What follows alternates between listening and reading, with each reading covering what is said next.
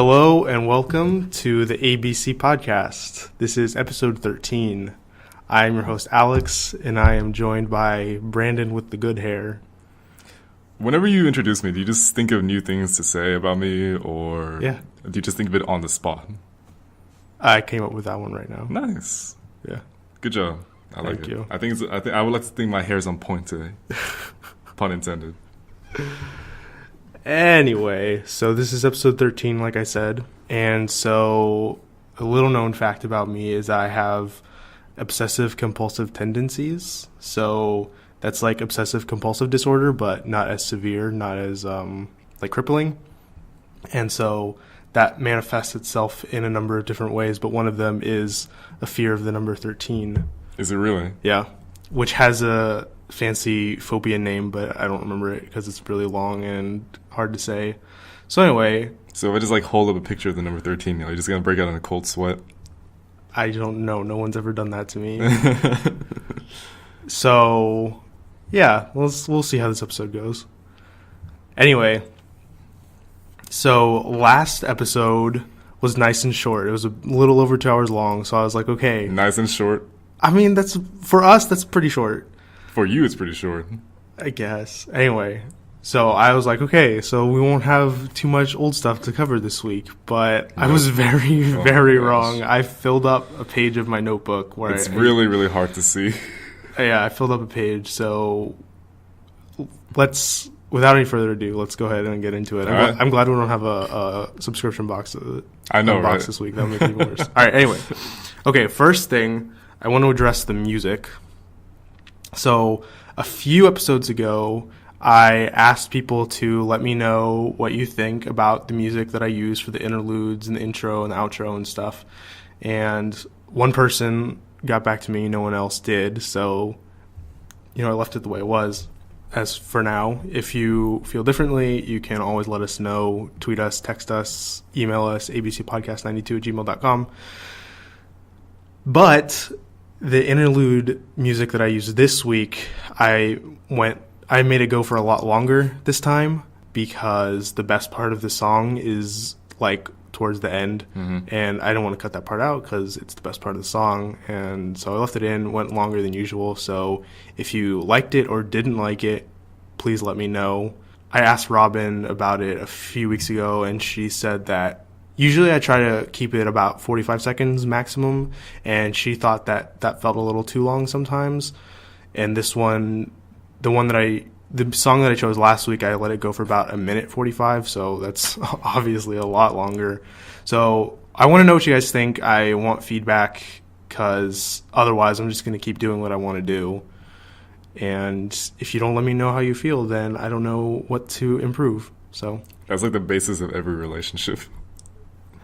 If you don't tell me how you feel, I don't know what to do. Yep. So anyway, next thing, we both forgot to plug our social media accounts at the end of last show. I will say it was because I was sick and my brain was kind of everywhere a little bit. I don't know what Brandon's excuse was. I had to go to work. Oh, really? Yeah. Okay. So, yeah. That's on us. So we'll go ahead and do that now. No, don't do it now. Fine. All right. Anyway, so I apologize for that.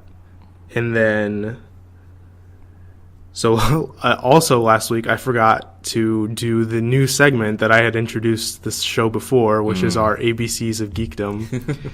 I don't have an excuse. I just totally forgot. So we will go ahead and do that now. Okay. It's Brandon's week to pick. It's the letter B. So for the letter B, I am going to go with Bulbasaur. Bulbasaur. All right. Okay, Bulbasaur is number 001 in the national Pokédex. The first Pokemon, grass and poison type, first evolutionary form of Venusaur, easily the worst starter Pokemon in Kanto. That's a little harsh. It is. It's a little harsh. No, it definitely is. No, it isn't.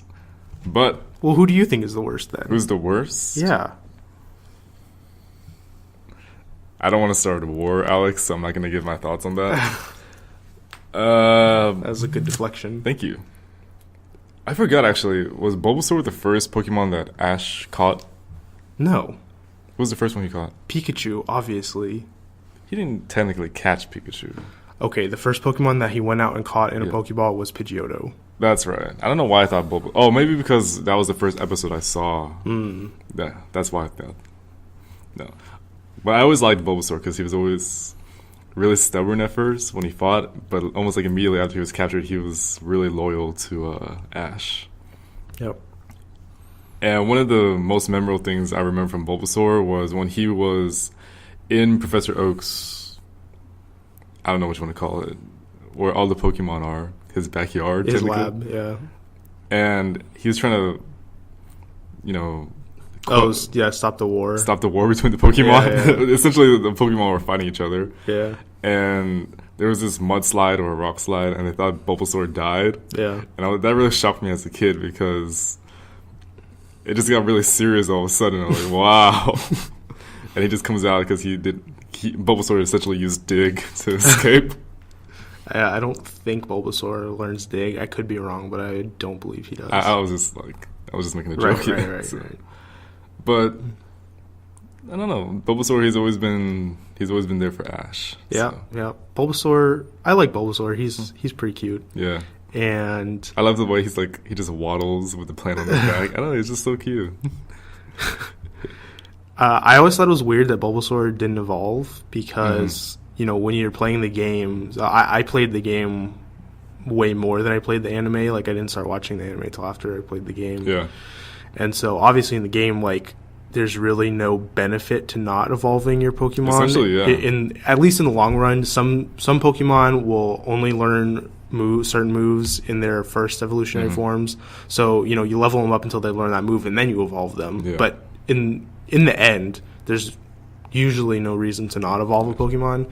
But, Ash and Bulbasaur obviously felt differently, which, it was a aspect of the show that is easy to overlook. I think that they have. Does Squirtle ever evolve? No, I don't think he did. No, Squirtle doesn't. Of the three, only Charizard, Charmander did. Of the three Kanto starters that Ash has, yeah.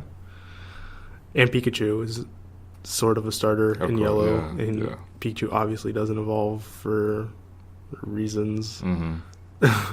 But yeah, they had that bond. I remember there was that one episode. I don't know if you ever saw it. It's called I think the episode's called Bulbasaur's Secret Garden. It's the one where, all of the Bulbasaurs go to this one place for this, cult ritual thing. Yeah, Bulbasaurs and Ivysaurs. Yeah. And that's when they do their evolution, but I don't remember what happens, but Bulbasaur doesn't evolve. And then there's the big Venusaur. Yeah. He always freaked me out as a kid. Venusaur? Yeah. That one Venusaur or all Venusaurs? I guess the one because I just saw the plant and then he just comes out and I'm like, oh wow. I was an impressionable kid. Looking back, there's no reason for it. I just thought, ugh. Do you remember the Venustoise rumor? Yes. The Venusaur and Blastoise fusion? Yeah, I remember that. Oh man, those are crazy times. But yeah, that was Bulbasaur. That was my B. Did you do that for real? You started at A, I started with B.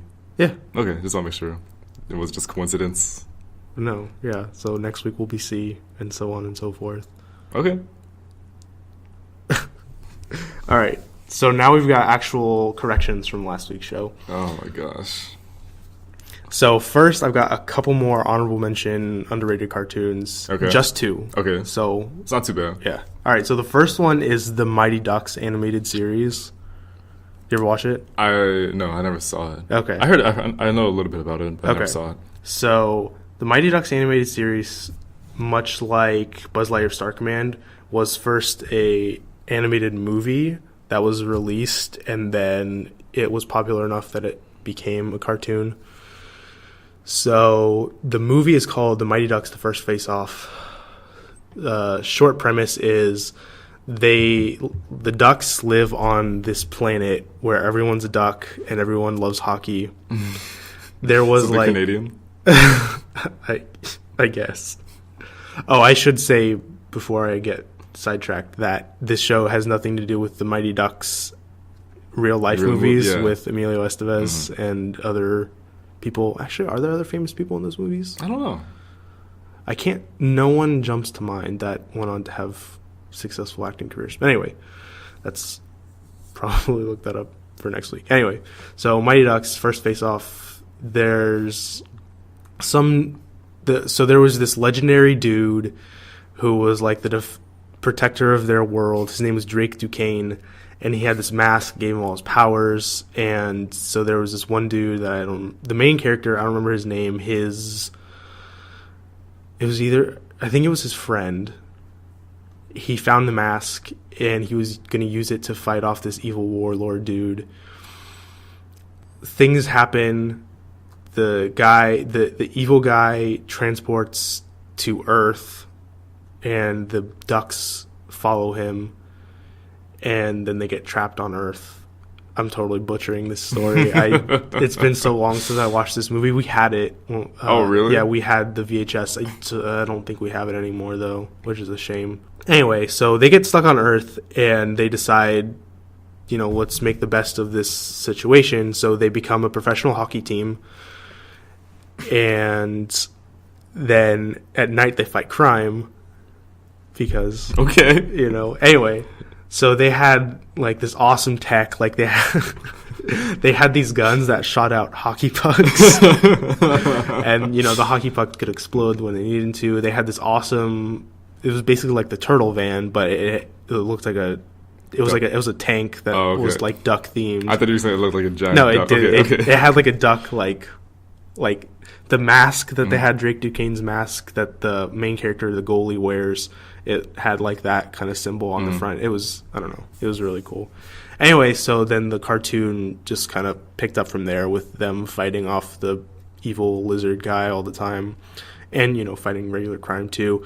I only watched a few episodes of the cartoon. Most of it was just the movie I watched a bunch of times. When I was at admissions, I tried to go back and watch the cartoon, but I couldn't find it anywhere, which was a real shame because I would have loved to have watched it. But it's kind of the bad part about these underrated cartoons is that if they're underrated enough, it's really hard to find good quality versions of them. So, or so you go to the dollar store and you look in the bins and you find them. It's not a bad idea. No. Or I could probably pay to buy it, but I ain't about that life. Right. Okay. I don't pirate games. I only pirate movies and TV. Okay. That's... Anyway, okay. And then the other underrated cartoon I have was Camp Lazlo. Oh, yeah.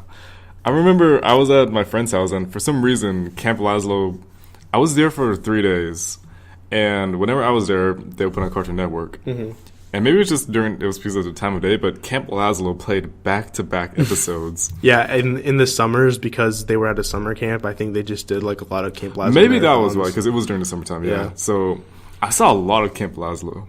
Yeah. And I thought it was actually really funny, and I actually really liked it. Yeah, so the story behind Camp Lazlo is they're at this summer camp. They're in this organization called the Bean Scouts. Mm-hmm. And so they're separated into cabins, and every cabin is named after a different bean. So I remember Kidney Cabin was their main like arch rival. Mm-hmm. I'm sure there was like, Pinto Cabin and others. But anyway, the main three characters were these three guys. They were called the Jelly Cabin. Mm-hmm. Jelly beans. Yeah. And so the main character was Lazlo, obviously, and he was a monkey. He was a monkey. I remember this. They were all endangered species, and so he was like a Brazilian. Were they really? Yeah. I didn't know that. He was like a Brazilian, I want to say like pine nut monkey. I couldn't be making that up. You keep going, I'll look it up. And then there was this elephant named Raj, an Indian elephant. And so he had an Indian accent, obviously. Well, I guess that's not obvious. But yeah, he had an Indian accent. And then the other one was an albino rhinoceros named Clam. Mm-hmm. And he spoke 1 or 2 word sentences. So he was not the brightest guy Yeah, but he was funny. And then their camp counselor, his name was Scoutmaster Lumpus. Well, his name was Scoutmaster Lupus, Scoutmaster Lumpus, but everyone pronounced it wrong, called him Scoutmaster Lumpus. Wait, really? Yeah. Really? Yeah. So it's like Jerry in Parks and Rec? Yeah. Oh, so Laszlo was a Brazilian spider monkey. Oh, a spider monkey. I don't know why I thought behind that. Apparently he's a hippie. That makes sense. And so there was this so it was an all boys camp, and there was this all girls camp across the lake. I don't remember what they were called or what their organization was called. We'll wait for Brandon to keep reading to find out. But anyway, and then Scoutmaster Lumpus had a crush on the rival camp? Yeah, the Scoutmaster of the girls camp, and she was like she was a deer, and he was a moose. That's what it was. I want to say her name was like Doe. That would make sense. I mean, yeah.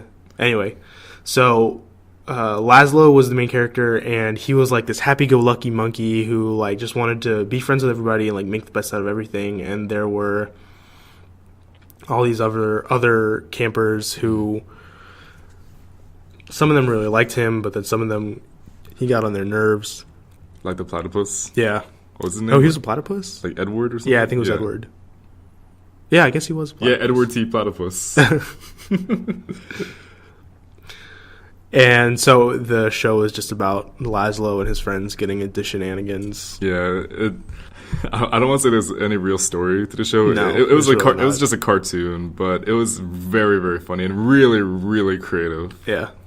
Because it just showed what was going on during their time at the summer camp. And some of the things that happened are just ridiculous. I remember one character, his name was Samson, the guinea pig. I don't remember him. He was this clean freak. Okay. And the thing was, as you know, summer camps and boys, obviously, right, hygiene isn't the biggest priority.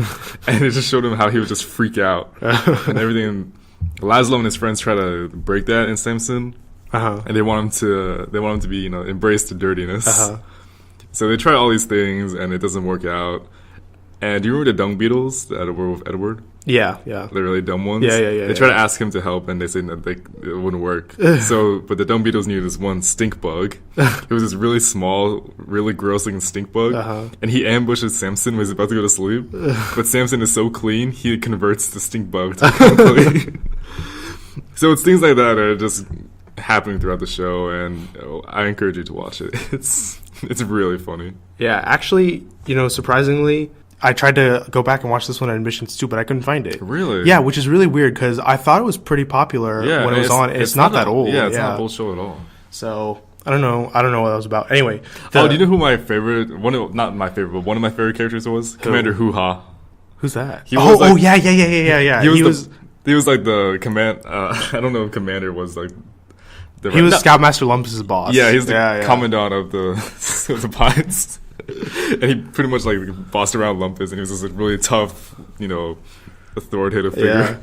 Anyway, the episode that I remember the most was Laszlo goes swimming in the lake, and this leech attaches itself to him, but it's not like a tiny leech, like it's like the size of him, so it's like stuck on his head the whole time, but he becomes attached to it, like he thinks it wants to be his friend, but it's sucking the blood out of him, obviously, so he names it Lamar. And then as the episode goes on, like it's like killing him basically, and I don't remember what happens, but obviously they get him off of him eventually, but he's like super sad about having to let him go. Aww. That's hilarious. No, I'm definitely glad you picked this one. Yeah. I'm very happy. And by the way, Brandon found out that the other Scoutmaster, the female Scoutmaster, her name was Jane Doe, and the other organization was called the Squirrel Scouts. And it was funny because like, wasn't their camp much more better than the Pines? Yeah. Oh, and there was this girl at the other camp who had a crush on Laszlo, but he was always like, nah. Or it was either that he wasn't interested, or he was like so oblivious that he was very oblivious. Yeah. Her name was Patsy. Oh, okay. What animal was she? She's a mongoose. Oh, okay. Interesting. Really weird fact. She's Commander Hoo-Ha's daughter. What? Yeah. Oh, that's crazy. I know, right? I did not know that. Thank you, Wikipedia. I know, right? Best thing to have when you're recording live. Yep. Okay, so let's move on. So last week we were talking about Mad Max, and specifically Mad Max Fury Road. So Mad Max Fury Road won 6 Oscars last year. Those were editing, production design, costume design, makeup and hairstyling, sound mixing, and sound editing. So it won the most Oscars out of any movie last year. Wow. Yep. Next thing, so we were talking about the Iron Throne, and I gave like a history, and I was talking, but my point was that it was uncomfortable. Yeah. And so we were talking about an upgrade to the Iron Throne, how it would be George Costanza's chair, and that was my point, was that it was an upgrade because that's actually comfortable. Mm-hmm. He just has his little mini fridge on the side of it. I would the do life, that. man. Yeah. I don't know why that's not a real thing. I don't think that would be that hard to make. Yeah, you would have to put the chair in, but Yeah, it's not that bad. I guess, honestly, it's not that bad. Hey, maybe it's our $1 million idea. Hey, never know. Except we just told everybody. Nobody's gonna do it. Neither are we. Yeah. Okay, anyway. So in 101 Dalmatians, Horace was not played by Martin Freeman. It was played by an actor named Mark Williams, who is Mr. Weasley in the Harry Potter movies. Oh my gosh. Yeah. Well, Which now that you think about it, they kind of do look alike. yeah. I don't think they're related, but No. maybe they are. Now we can look it up. I won't look that up. They're definitely not related. Okay, next. We were talking about Paul Giamatti, and in the movie Fred Claus, he did in fact play Santa Claus. Okay. So it's, you were right. wow, that's a first. Yeah. Next, so we were talking about Legion of Superheroes and Superman X. Yeah. So I looked it up, and he is in fact weak to the red sun. Okay. Because of his Kryptonian DNA. I didn't find anything about other forms of kryptonite because it doesn't happen in the show. I also found out that Superman X he's not DC Comics canonical. He's only ever appeared in the cartoon Legion of Superheroes, which is a shame because he's actually a really interesting, cool character. So I think they could bring him back and do cool things with him, but as of now, that hasn't happened. So Shame. Yep. So I did some research into kryptonite, trying to figure out if the different colors emit different forms of radiation, which you would think they have to, because they all have different effects. By the way, there's like 50 different types of kryptonite. Did you know that? No, I didn't know. Why so much kryptonite?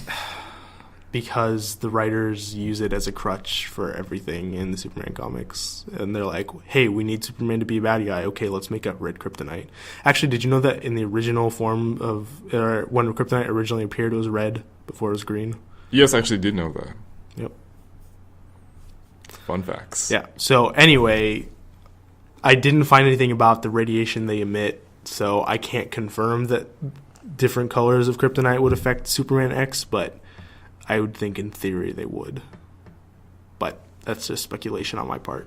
Okay, moving on. So the hyperbolic time chamber we were talking about. So 2 years inside the hyperbolic time chamber equals 2 days on the outside. And you can only enter the time chamber twice in your life for some reason. So anyway, but Brandon was saying that he wouldn't want to go in the hyperbolic time chamber because he wouldn't want to come out and then everyone he knows would be dead. But... unless everyone dies in the span of 2 days, then that's not going to happen. I've learned that a lot can happen in 2 days. I guess. I'm just going to leave it at that. Okay, that's not cryptic at all. Do you have anything else to say about hyperbolic time chambers? Yeah, I remember when they were in there, Goku and Gohan were trying to... for some reason, the hyperbolic time chamber had a lot of food in it. I mean, I guess it makes sense because they were in there for 2 years. Right. And they would try to, cook, but it wouldn't work out. So when they came out of the time chamber, Mr. Popo had to make a humongous feast for them because they just hated the cooking that they were making. And it was just a fun little thing because Goku just straight up admits that we can't cook. They should have brought Chi-Chi with them then. Okay, so next, in the Buzz Lightyear Star Command cartoon, Mira Nova, who was the blue girl, she was the princess of the planet Tangia. And Booster was from the planet Joad. All right. I really don't have anything to say about that. Okay, so next, in the cartoon Loonatics Unleashed, Yeah. Their powers, there was a meteor that hit the Earth and gave them powers. And then, so the characters' names were, so the Bugs Bunny descendant was named Ace, Mm-hmm. the Lola descendant was named Lexi, the Daffy Duck descendant was called Danger Duck, even though most of the time they called him Duck. And then Taz's descendant was called Slam, and Wiley's descendant was named Tech, and then the Roadrunner's descendant was named Rev Runner. And they also had more powers than I listed last time. I didn't write them down because it was a bunch. So Ace's powers, I did get those right. So he has laser vision, and then he has also like super good eyesight, and then he has his super sword. And then Lexi's powers, she has super good hearing, and then she has her telekinetic powers, and she can control plants for some reason. Okay. And then Danger Duck, so he has the teleportation powers, which are called the Quantum Quack. And then he has his orbs, or his eggs. Mm-hmm. And then he also has a power called Aquadense, which is when he uses his egg power near water, it becomes a powerful blast of aquatic energy. And he has the ability to mentally control water while using this power. And then Slams. Was there any reason that they should have had a challenge in the show? Like never mind. Oh, okay. It's just like listing all these powers is just holy crap, man. Slam's powers, so he has super strength. He's the strongest member of the team. And then he has his super spin power, and he also has the ability to launch small electric tornadoes from his arms. That's cool. And then Tech Coyote, he has super intelligence, like I said last time, but then he also has the power of magnetism. And then he has the power of molecular regeneration, which basically means that he can't die, because if he gets blown up, he'll just heal himself. Actually, I'm reading it right now, and it's really funny that the power came from, it's a gag reference, because Wile E. Coyote always gets injured when he tries to capture Roadrunner. Yeah. It never crossed my mind until I read that right now. That makes a lot of sense. Okay, and then last but not least, Rev. So he has super speed, but then he also has the power of flight, because he just moves his arms super fast and can fly. And then he also has the global positioning power, so he just knows where people and things are all the time. Gosh, okay. So yeah, that's Lunatics Unleashed. Wow. Yep. Okay, next, keeping on the Looney Tunes theme, Duck Dodgers. The organization that he works for, the Space Cops, they're called the Galactic Protectorate. One thing that I forgot to mention last time that was really funny was that there's one episode where he becomes part of the Green Lantern Corps. Really? You didn't know that? I didn't know that. Okay, so here's what happens. He goes to the dry cleaner to pick up his suit, his Galactic Protectorate suit. They give him the wrong one. They give him Hal Jordan's Green Lantern suit, and he has the ring. The ring is in the pocket or whatever. So he takes the ring, and then he becomes part of the Green Lantern Corps.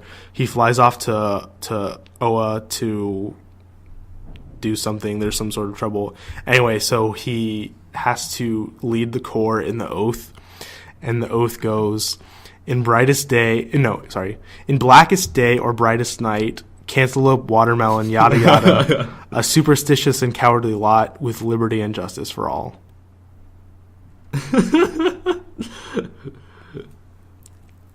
Yeah, and then at the end of the episode, Hal Jordan tracks him down and is like, yo, he's wearing Duck Dodger's suit, and he's like, hey, gosh. I think there's a mix-up at the dry cleaner, and so he gets his stuff back. So that's hilarious. Oh my funny. Gosh.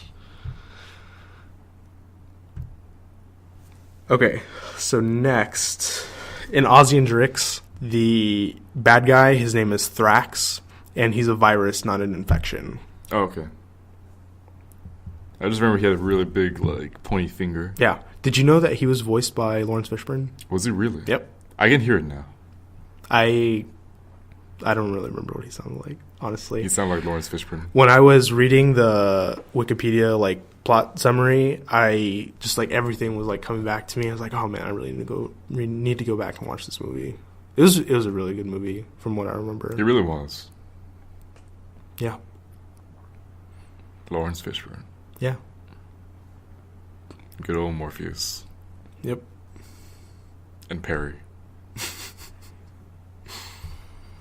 Okay, next. Static Shock. Okay. No relation to Black Lightning. Okay. So Black Lightning debuted in DC Comics in 1977. Static, it was originally called Static, debuted in 1993 and was published by Milestone Media, which was owned by DC Comics. Mm-hmm. So that ran from 1993 to 1997, and the cartoon started later on. The substance that gave the Bang Babies their powers, so in the comics, it was called Q Juice.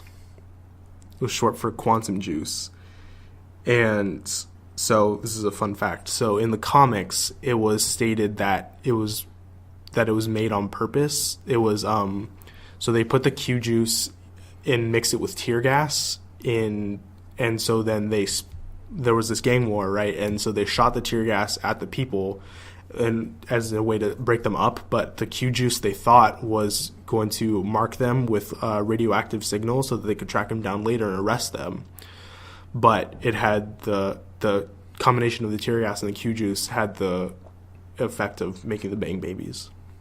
Whereas in the show, they just shot tear gas and there was biohazardous waste down by the docks, and so they mixed together and made in the show, it was called quantum vapor. So that made the combination of the tear gas and the material, the biohazardous waste, made the quantum vapor and resulted in the Big Bang. So that was what happened in the show. Yeah, so I thought that was really interesting. I had no idea that he was a character before the cartoon. So I thought that was really interesting. I thought it was really interesting what you told me about when they mixed the tear gas and the Q juice together. Because that showed that they did it not on purpose. They didn't know it was going to happen, but I don't know. It's just a nice little trivia fact. Yeah.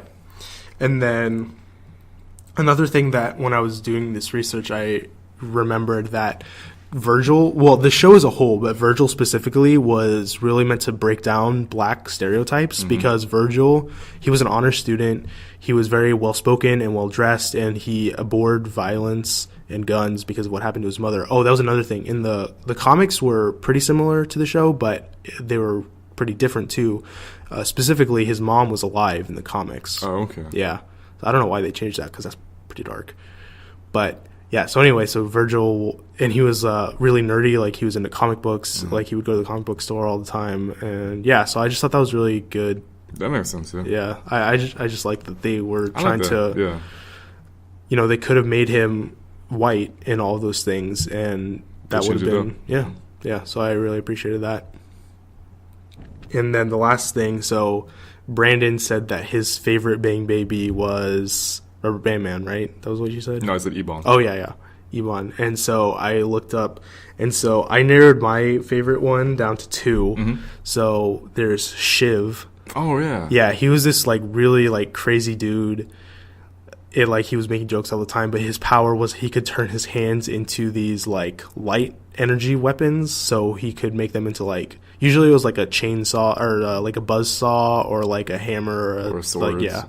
But he just had, like, he could turn his hands to a bunch of different things. And the other one was Slipstream, who has the power of aerokinesis, which is a fancy way of saying that he could make tornadoes.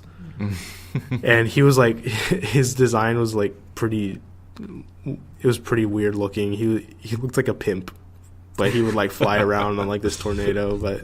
I remember him now, actually. Oh, man. I think the only reason I remember him now is because he said pimp.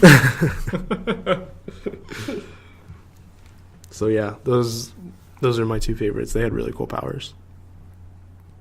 So next, so when I was doing research on the Big Bang, that made me think about Generator X. Yeah. And I never actually looked into what happens in the show. So there's a explosion that releases the nanites into the world, and his power, because his parents were the ones who were like in charge of designing the nanites, and he got hurt in the explosion, and his parents used nanites to heal him from some sort of injury, and that was what gave him gave him control over his powers, whereas most other people didn't have control. When they couldn't control turning into an Evo, but he could, and so he could use his nanites to absorb the other nanites, so not just disable them, but suck the nanites out of the people, and then later on, back at the headquarters of the Providence, which was the organization he worked for, he would deposit them into like this like tank. So, yeah. Okay, let's move on. So there was a bunch of stuff from Kids Next Door, and so I was on the Kids Next Door wiki, and I kind of went into a bit of a rabbit hole. Yeah. So if I start going like way off base, like if I get like really into the weeds, just stop me and I'll get back on track. Okay. So go for it. All right. So one thing that I never understood was that number 5. Actually, let me back up. So the number 1, 2, 3, 4, 5, they were called Sector V. So there's different sectors throughout the world, and so Sector V, number 1 was in charge, but then number 5 was second in command, not number 2. I never understood that. That's a good question. So, I mean, I guess if you look at it, technically she is the most fit to be in command. No, I definitely am not disagreeing with that, yeah. but I don't understood why not make her number 2. Yeah. I don't know. That's a good question. Okay. And then, well, I said that last time, but on that note, like, why not make number 1, like...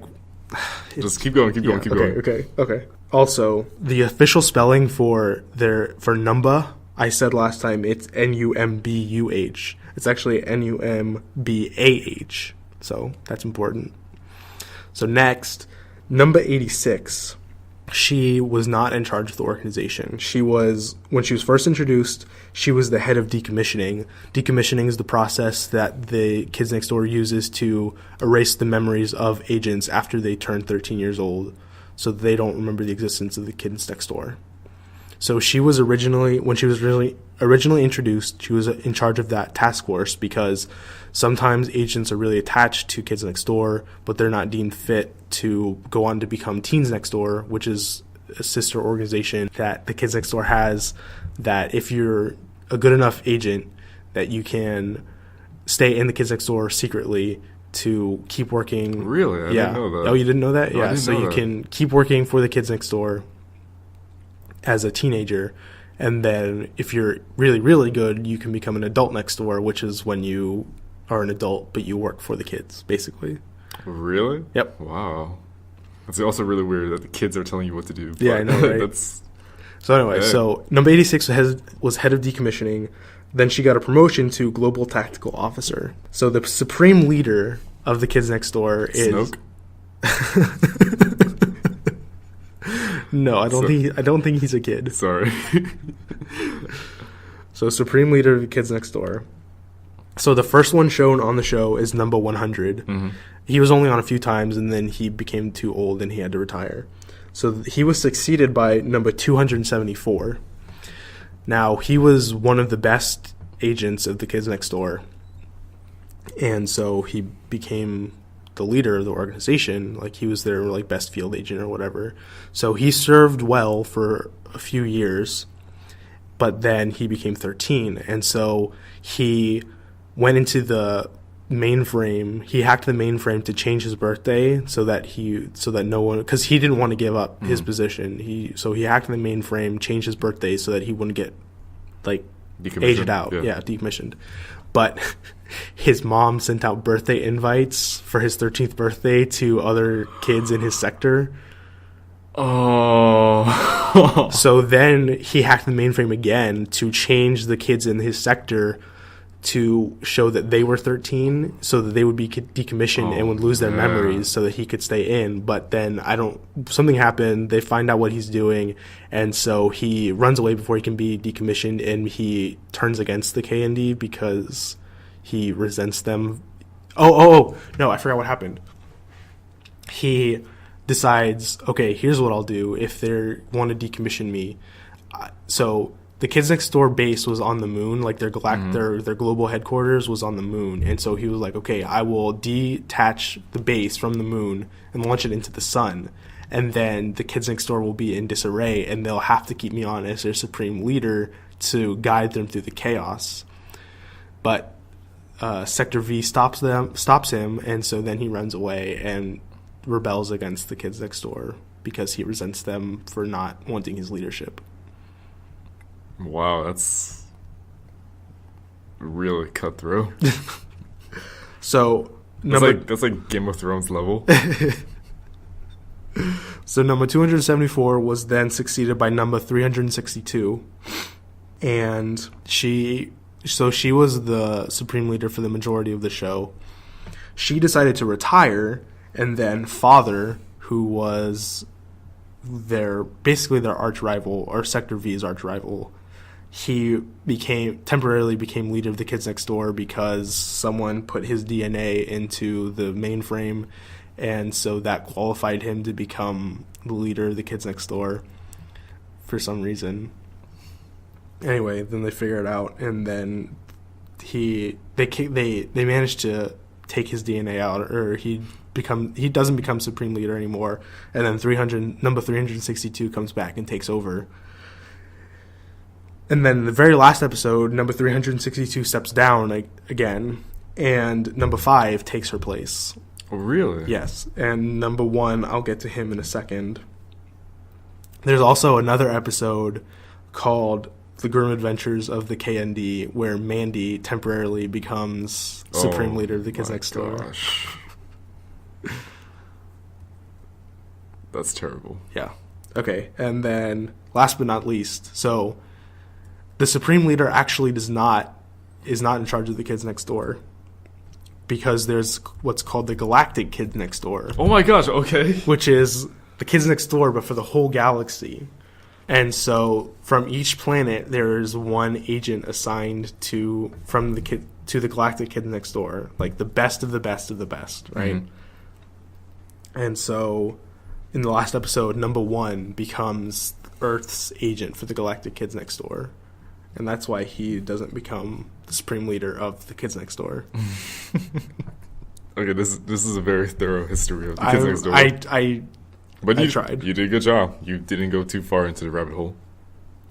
Believe me, I did way more research than I ended up keeping on my notes. Okay, and then actually 2 more things. So the supreme leader is not like it's a really stressful job, and so kids don't want that much responsibility because that's kind of the point of the Kids Next Door.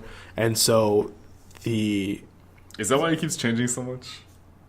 I guess. Yeah. Well, also because of the age limit. That too. So the way the supreme leader is decided is through a game of tag, and whoever loses, I guess, has to be supreme leader. That sucks. Yeah. I always hated tag when I was little because I didn't run very fast. Really? I still don't.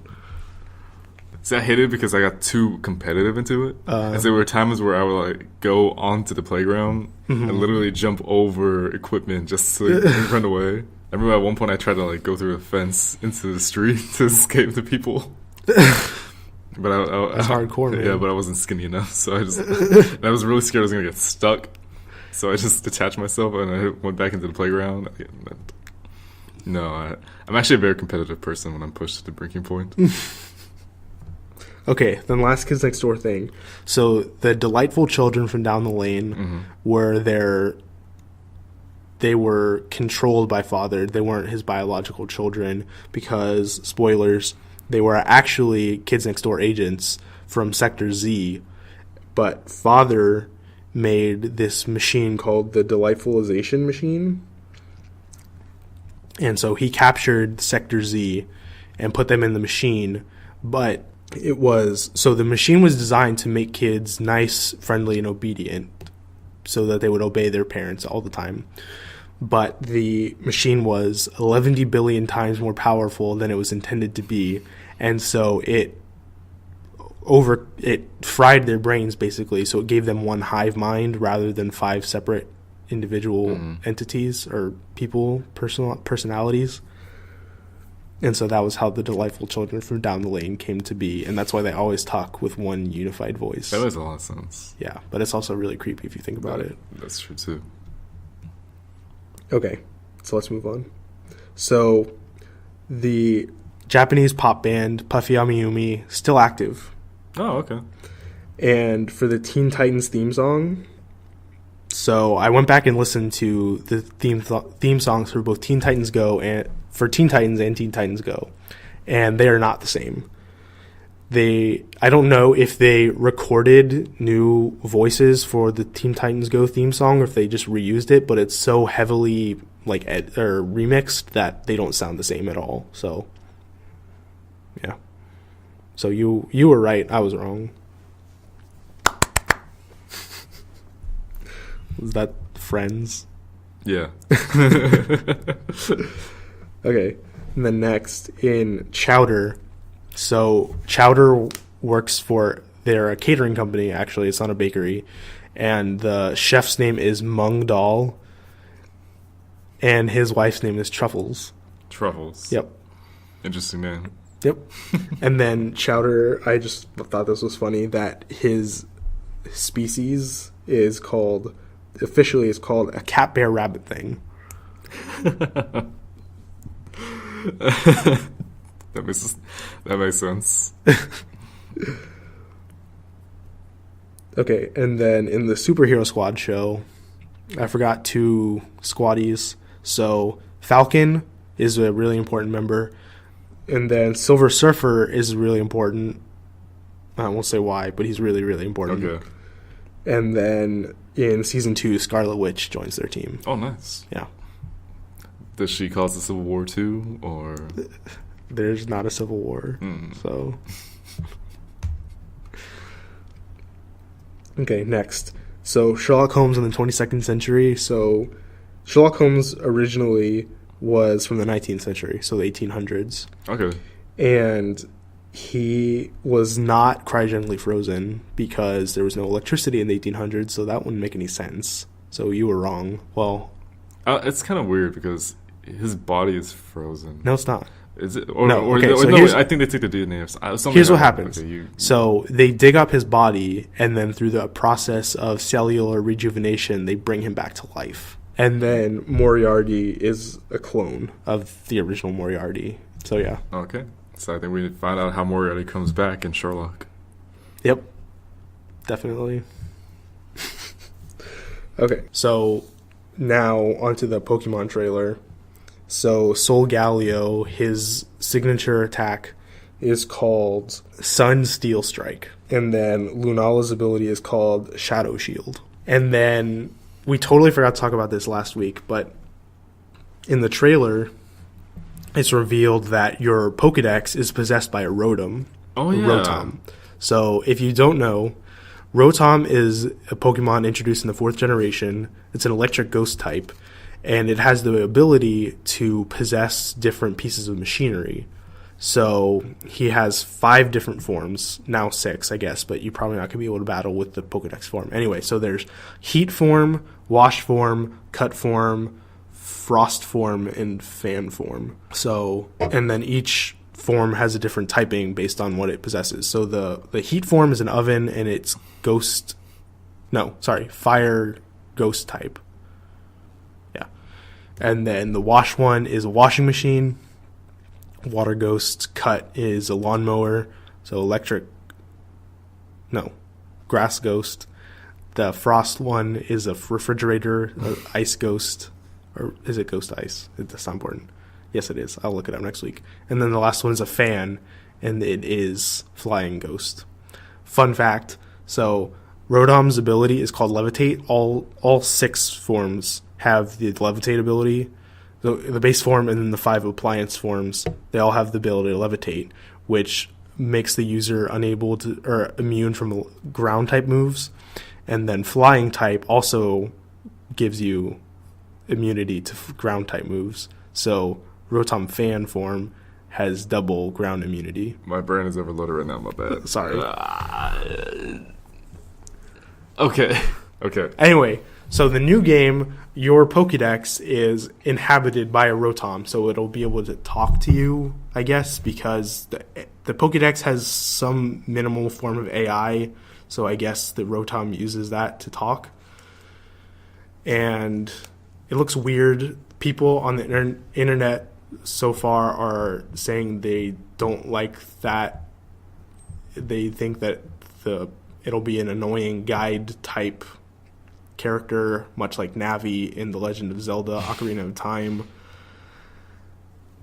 I am curious to see what happens with it. Like I said, I don't think you'll be able to battle with it, which doesn't make any sense because it's a Pokemon, so you should be able to, but I don't know how that would work because, you know, if it gets knocked out and then you find a new Pokemon while you're going back to Pokemon Center. Come on, tell me what it is. Come on. Exactly. Wake up. So, I don't know. We'll just see how it happens. But, yeah, that's a really strange, interesting change that they're bringing to this new game. Okay, next. The Metroid game in Nintendo Land is called Metroid Blast. So, that's a thing. Ducktales Remastered came out in 2013, did not come out last year, or 2014, came out 3 years ago now. The original game was on the NES, not the Super Nintendo, like we said last week, and that was originally released in 1989. Oh my gosh. Yep. Next.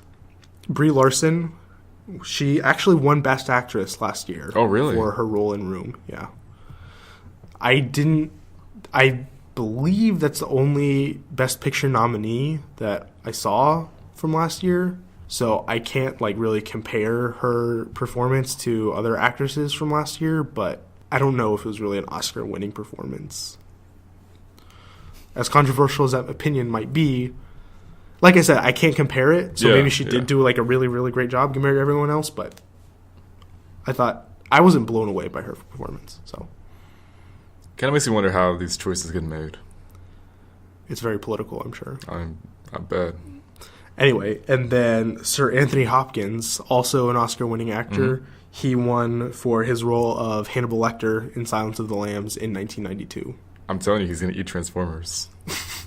Okay, next. Speaking of Transformers, so the Wreckers, I don't know what I was thinking about Jamaican accent Transformers. I Googled it, I couldn't find anything, so I guess I don't know what happened. Anyway, the Wreckers, they don't have British accents, they have Irish or Scottish accents. And the three Wreckers are named Roadbuster, Topspin, and Leadfoot. The movie Jumanji is in fact being remade. Oh, so it is a remake? It is a remake, it's not a sequel.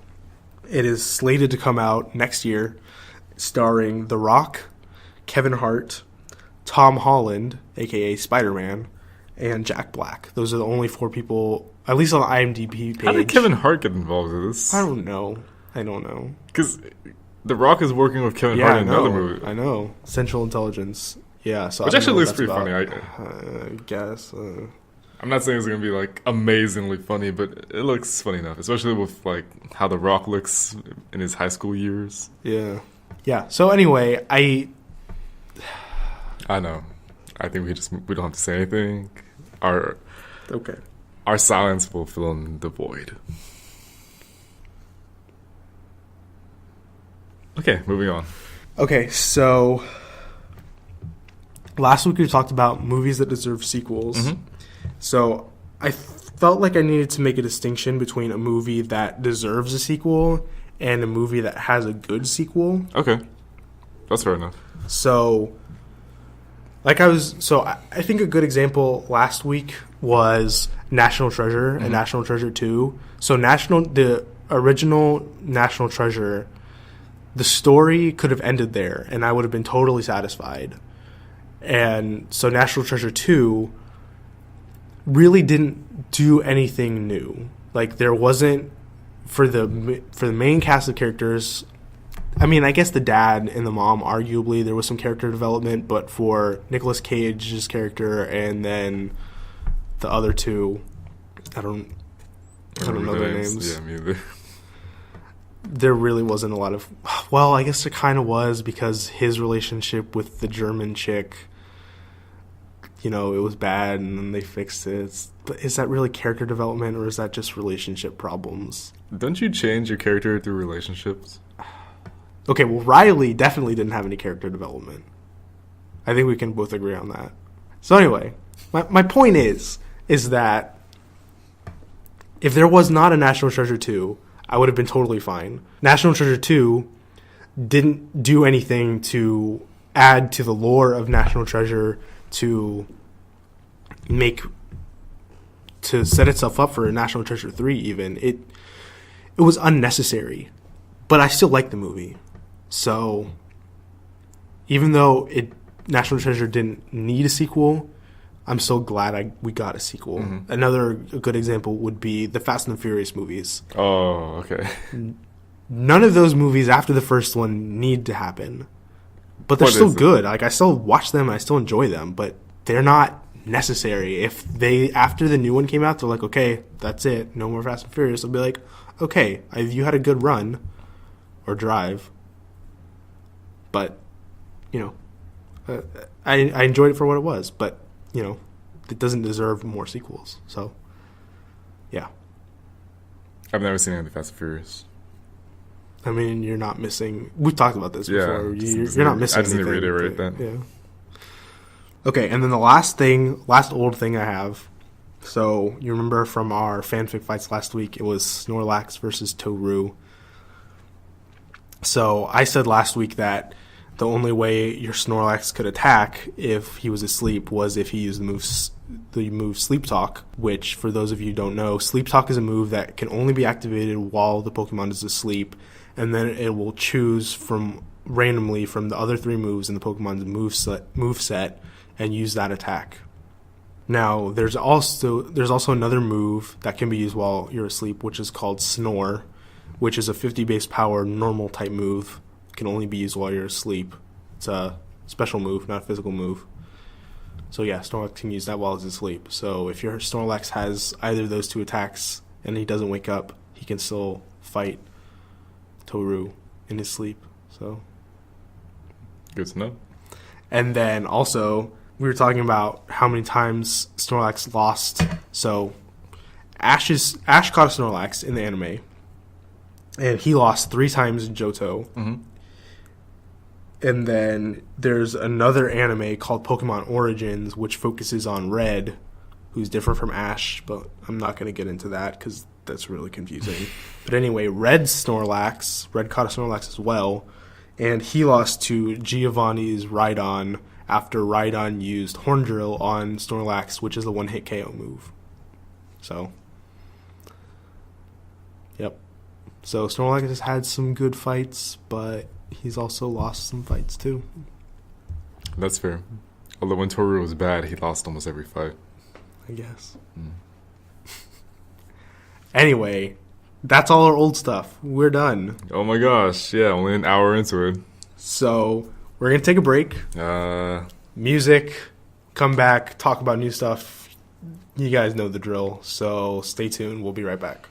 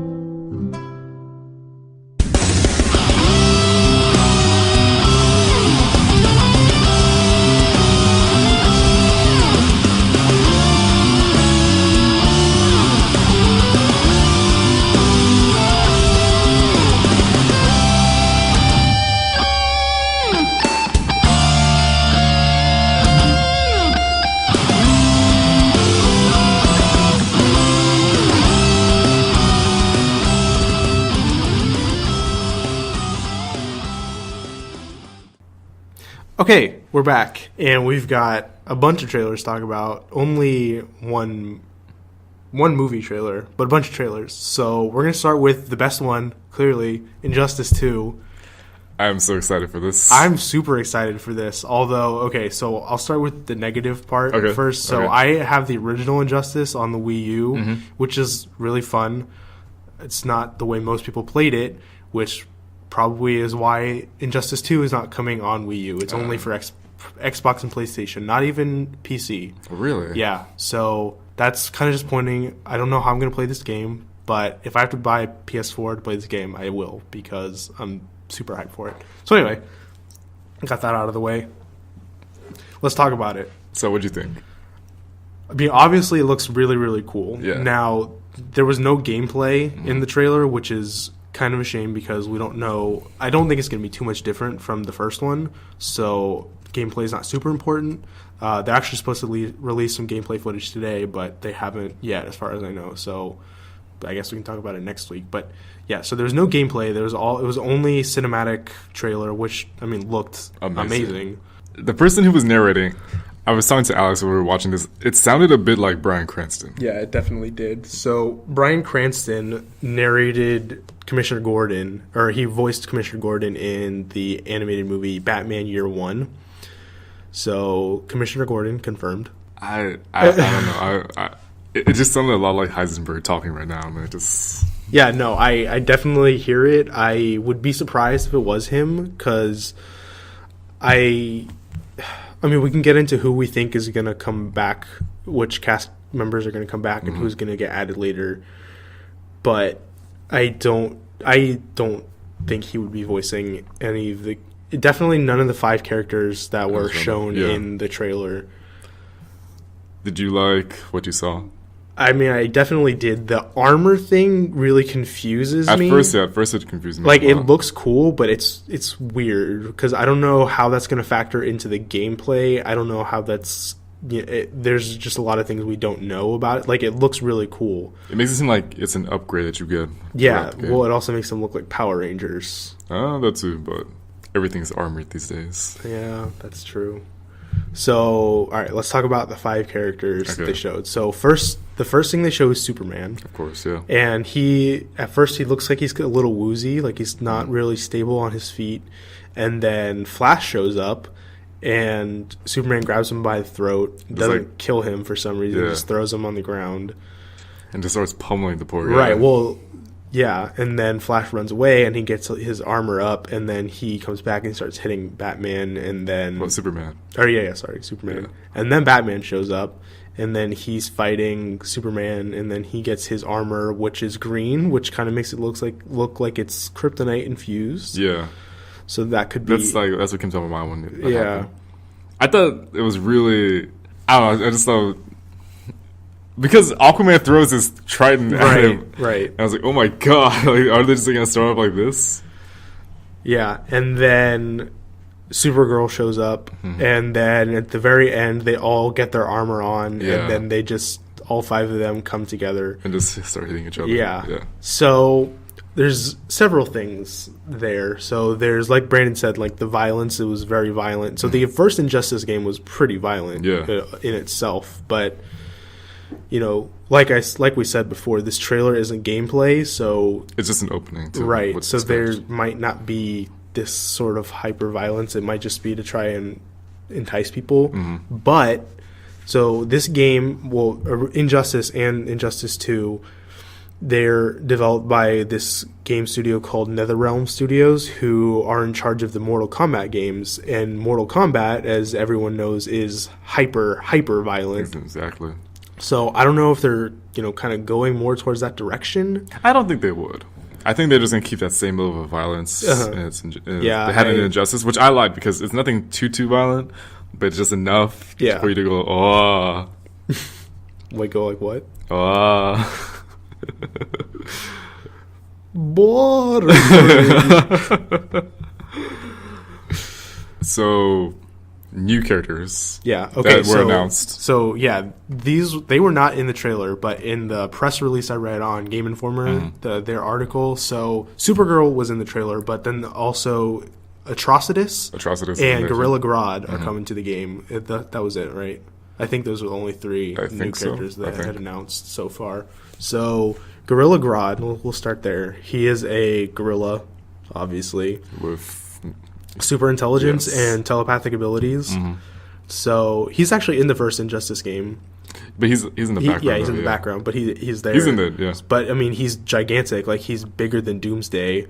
So obviously, I would hope they're going to scale him down for this game, which, you know, obviously they have to do that. And I think he's a good choice to bring in. I think so too, yeah. I think his combination of size and his telepathy are a good combination that can make for some interesting moves. And one thing that people, I don't want to say they complained about, but they kind of brought to light was the first Injustice game had a bit too many Batman characters. Okay, let's count them down. So there's Batman, Nightwing, Batgirl, Joker, Harley Quinn. That's 5. Yeah, but from that specific character, I guess, but Batman is such a huge property. Like, which I know, which I totally get, but I also see why people said Bane, that. we forgot Bane. Oh, of course. How do we forget Bane? He's Bane. Yes, that's his name. But I'm glad they brought Gorilla Grodd into it. Yeah. I'm very happy about that. So then, Atrocitus, probably even less known than Gorilla Grodd. Yeah, so I'm very happy that Me too. that they're bringing a Green Lantern character into the lore. So Atrocitus is the leader of the Red Lantern Corps. So the Red Lanterns have a hive mind, and Atrocitus is the only one. He controls all of them, essentially, except for Razor in the Green Lantern animated series. But that's not pure there. Yeah. So, yeah, Atrocitus he's huge. He's extremely powerful and extremely mad. So he basically has all the same powers as the Green Lanterns. He's just angrier. So I'm curious to see how that ties in, because so the Green Lanterns, their power is basically as big as their imagination. And so, man, SpongeBob would have like the humongous constructs. Can you imagine?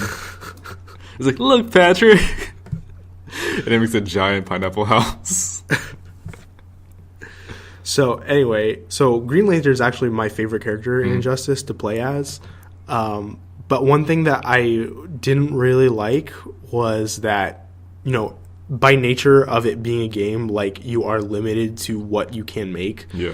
And so that was kind of like, I get why that's a necessity, but it's also kind of a shame because that's not, like, true to the Green Lantern powers. So by having another character who can make constructs, they can essentially double what they are able to bring in and create in this game. So I think that's really cool. And like I've said before, I really like the Red Lantern Corps.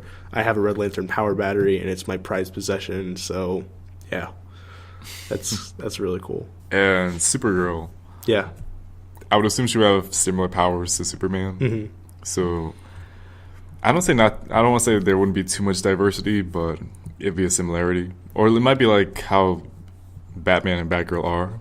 Yeah, in the first Injustice, they were super different. Yeah, so it might be something like that. Yeah. So, but I would say that in the comic books, that Batman and Batgirl's fighting styles are very different, whereas Superman and Supergirl, just because of their powers, they don't really need to train that much. Yeah. So, who do you want to come into? Okay, who do I want to see? So, last game, I really wanted to see Dr. Fate. Me too. He was one of my first. Yeah, but we got Zatanna as a DLC character, and she's pretty cool. But I think, Dr. Fate is just so powerful, and they could do a lot of really cool things with him. So I'd really want to see that. Who else? I definitely want to see. I want to see Scorpion return or get another Mortal Kombat character, or both. You know, if Scorpion doesn't come back, the only acceptable replacement is Sub-Zero. Yeah. If we got both, that would be amazing. But so, what about you? Who do you want to see? So I know I just brought up the point about too many Batman characters, but I want to see Ra's al Ghul in the game. Oh yeah, I would love to really see cool. Ra's. Yeah, he's yeah. I don't think we have a lot of characters who fight like him because he's a big sword user. I don't think there are any sword users in the first one. So. Deathstroke. Oh yeah. So it'd be nice having a sword user in there. Yeah, that would be cool. And technically you can count Ares, but Yeah, I guess. But he just kind of summons his swords and then they go away. I would want to see Black Manta. Yeah, that would be cool. I was thinking Aqualad or Tempest. Yeah, because he uses magic and his like water weapons and stuff. So that would be really cool. I'm trying to think who else. Who's another person I was thinking of? Maybe another Titan. Okay, Beast Boy. There would be a lot of potential there. Actually, or Starfire. Yeah, I was gonna say Beast Boy, Starfire. Yeah, and then Cyborg, Raven, and Nightwing are all in the first Injustice game. So actually, let's talk about characters who we don't think will come back from the first one. So let's start with the DLC characters. So there's 6 DLC characters. There was General Zod, Scorpion, Batgirl, Green Lantern. I mean, not Martian Manhunter. Martian Manhunter. Sorry, the only reason I say Green Lantern is because he was green. Zatanna, and Lobo. That's right, Lobo was in it. So I think Batgirl will come back. Like I said, I hope Scorpion will come back. I think there's a good chance that he'll come back. I want Martian Manhunter to come back. Yeah, that would be cool. Zod and Lobo and Zatanna probably. I don't see that happening. Yeah. Let's see. Killer Frost, I don't see coming back. Hawkgirl, probably not. Who else is in it? Do you think Ares is going to come back? I don't think he's going to come back. Yeah, I don't know. I wouldn't be surprised if he didn't. There's somebody else I was thinking of. Oh, you know who would make a good character? Poison Ivy. Poison Ivy? Yeah, you could do a lot of really interesting things with her. Another Batman character.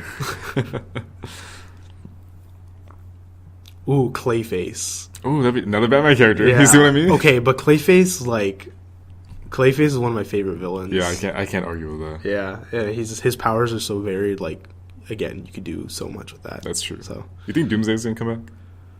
Yeah, probably. Seeing how it is, I feel like they're gonna pick up from where the story left off. Maybe because the comics are getting ready to end. So, I need to catch up on those. Yeah, me too.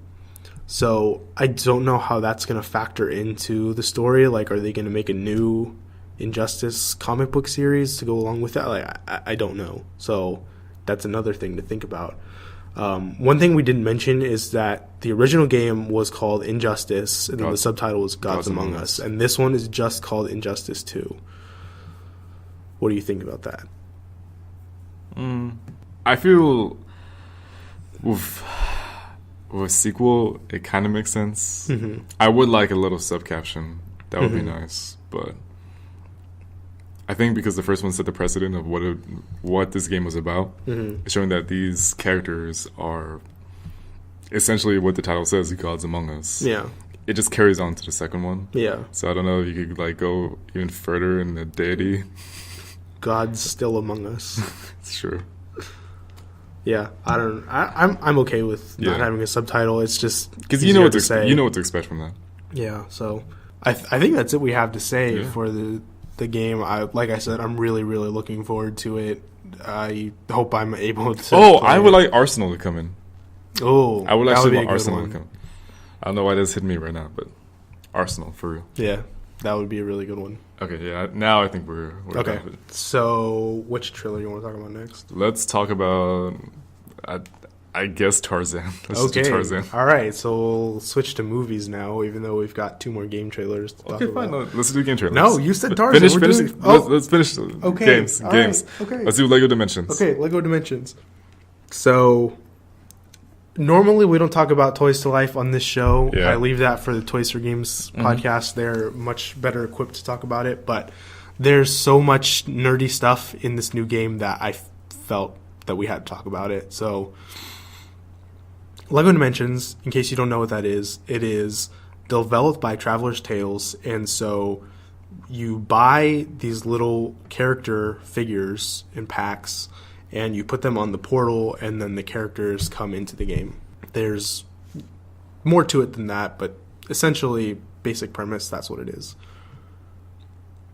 So, not Injustice. Lego Dimensions had its first year recently, and so they're coming up on their second year, and so they announced all of the new franchises that are coming in, which include Ghostbusters, so the new Ghostbusters, because there's already the original Ghostbusters are in the game. So then Teen Titans Go, Powerpuff Girls, which was not in the trailer, Sonic the Hedgehog, Mission Impossible, the A-Team, Knight Rider, Beetlejuice. Gotta pity the fool. Both of those two were not in the trailer either. The Lego Batman movie, Adventure Time, Harry Potter, Lego City Undercover, also not in the trailer, E.T., the Extraterrestrial, Gremlins, Fantastic Beasts and Where to Find Them, and The Goonies.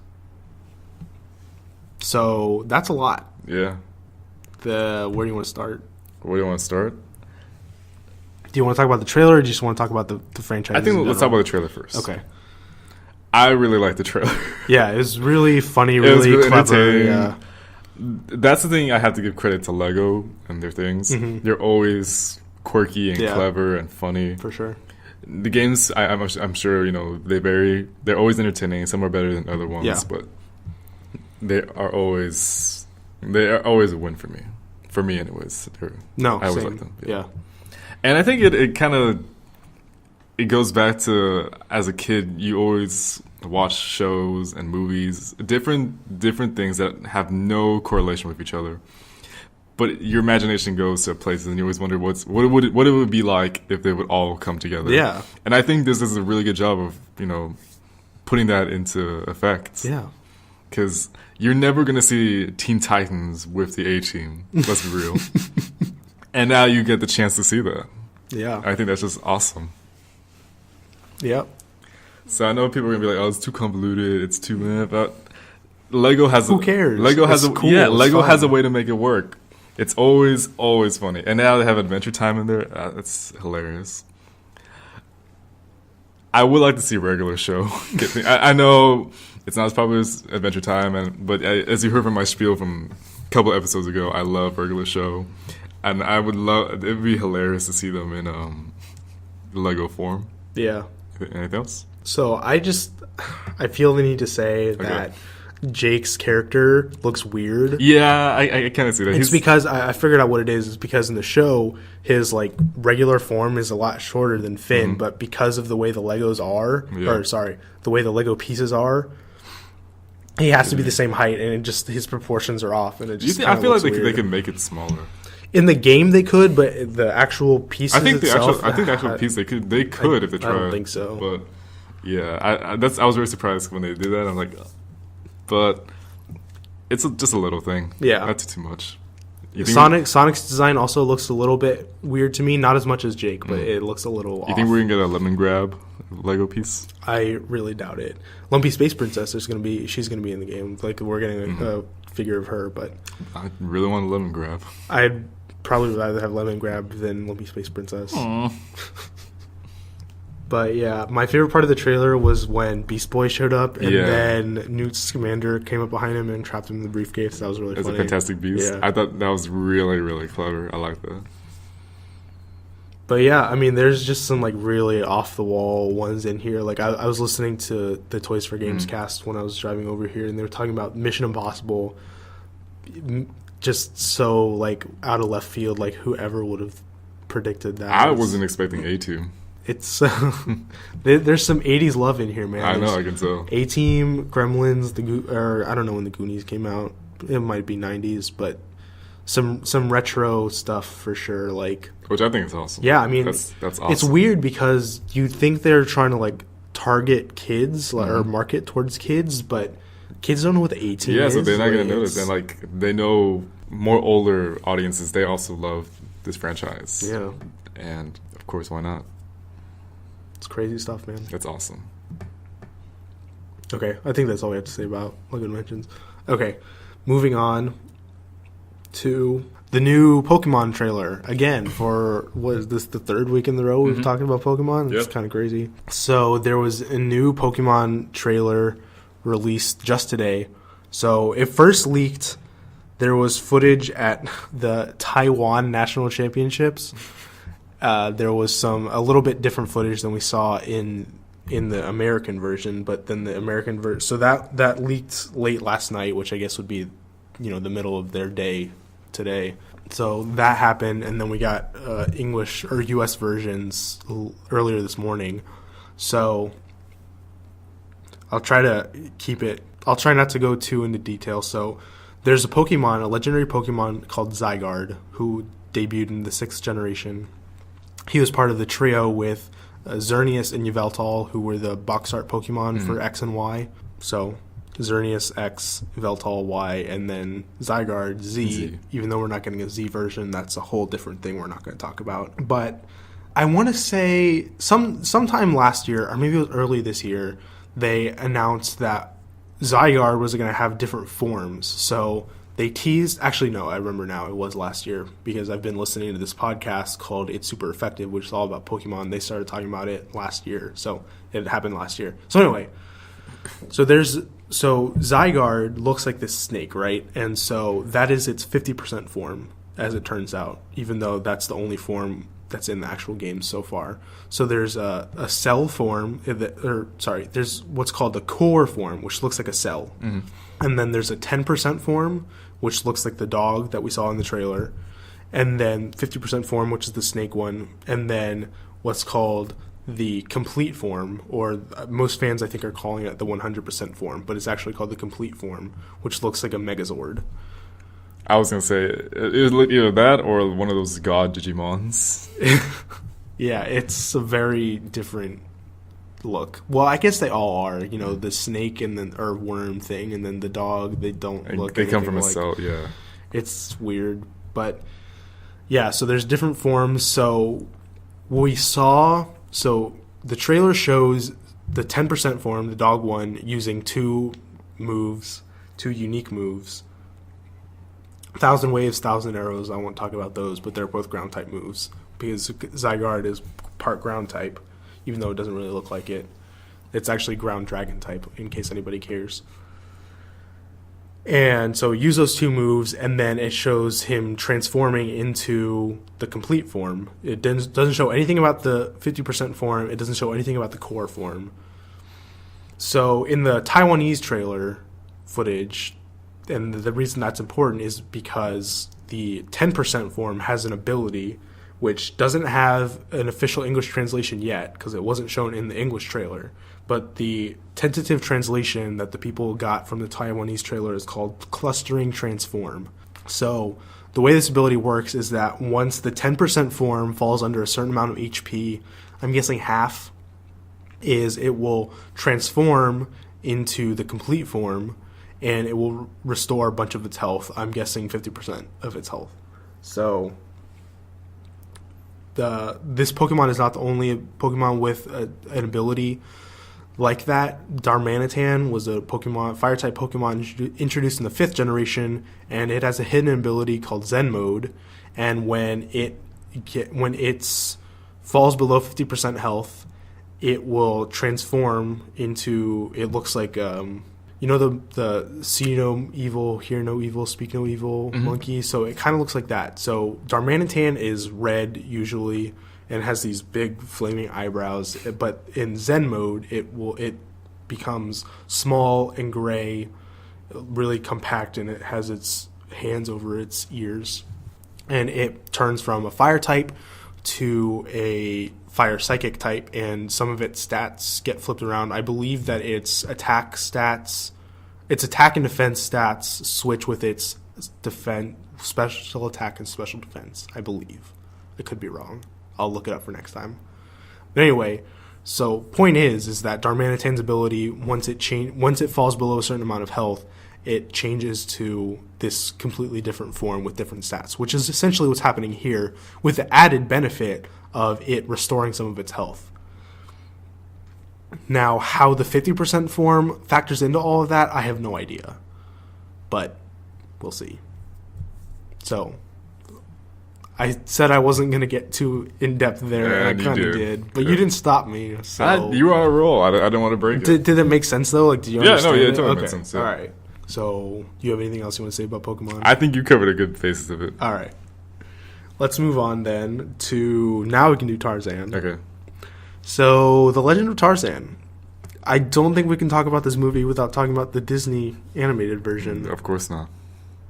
Are you being sarcastic? No, actually, of course not. Okay. You really can't. So, the animated Tarzan is kind of a classic.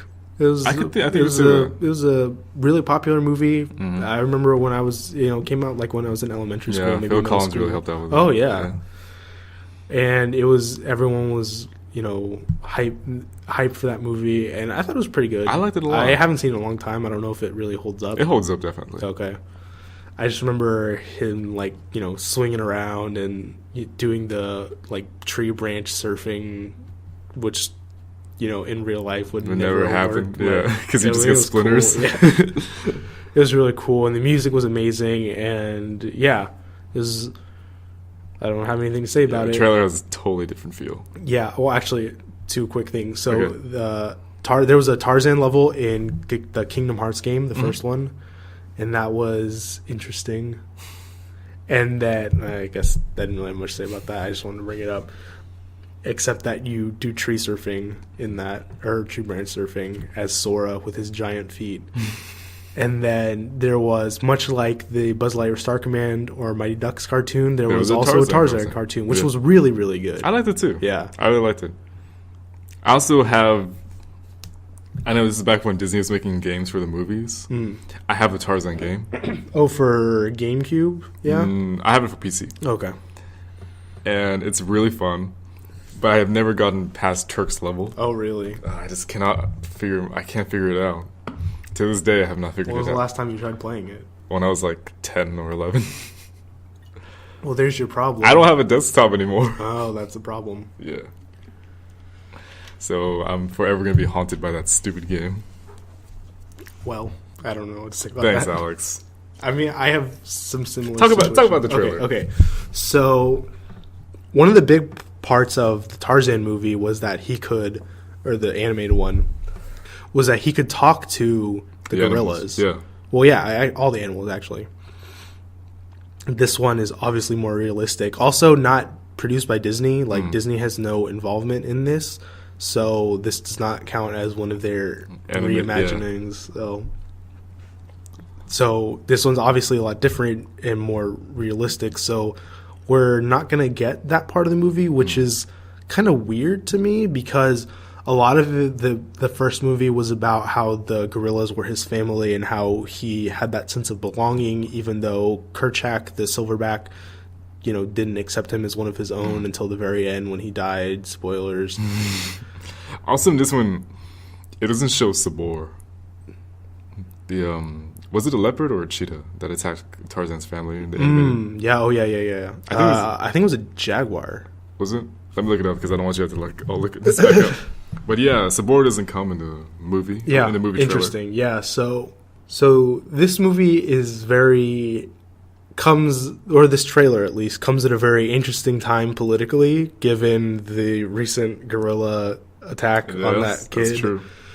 We don't need to talk about that, but in the trailer, the wife dies of illness, and then the dad goes to bury her, and then he gets killed by a bunch of gorillas. So I'm interested to see how they address that, given what's happened recently. Sabor is a leopard.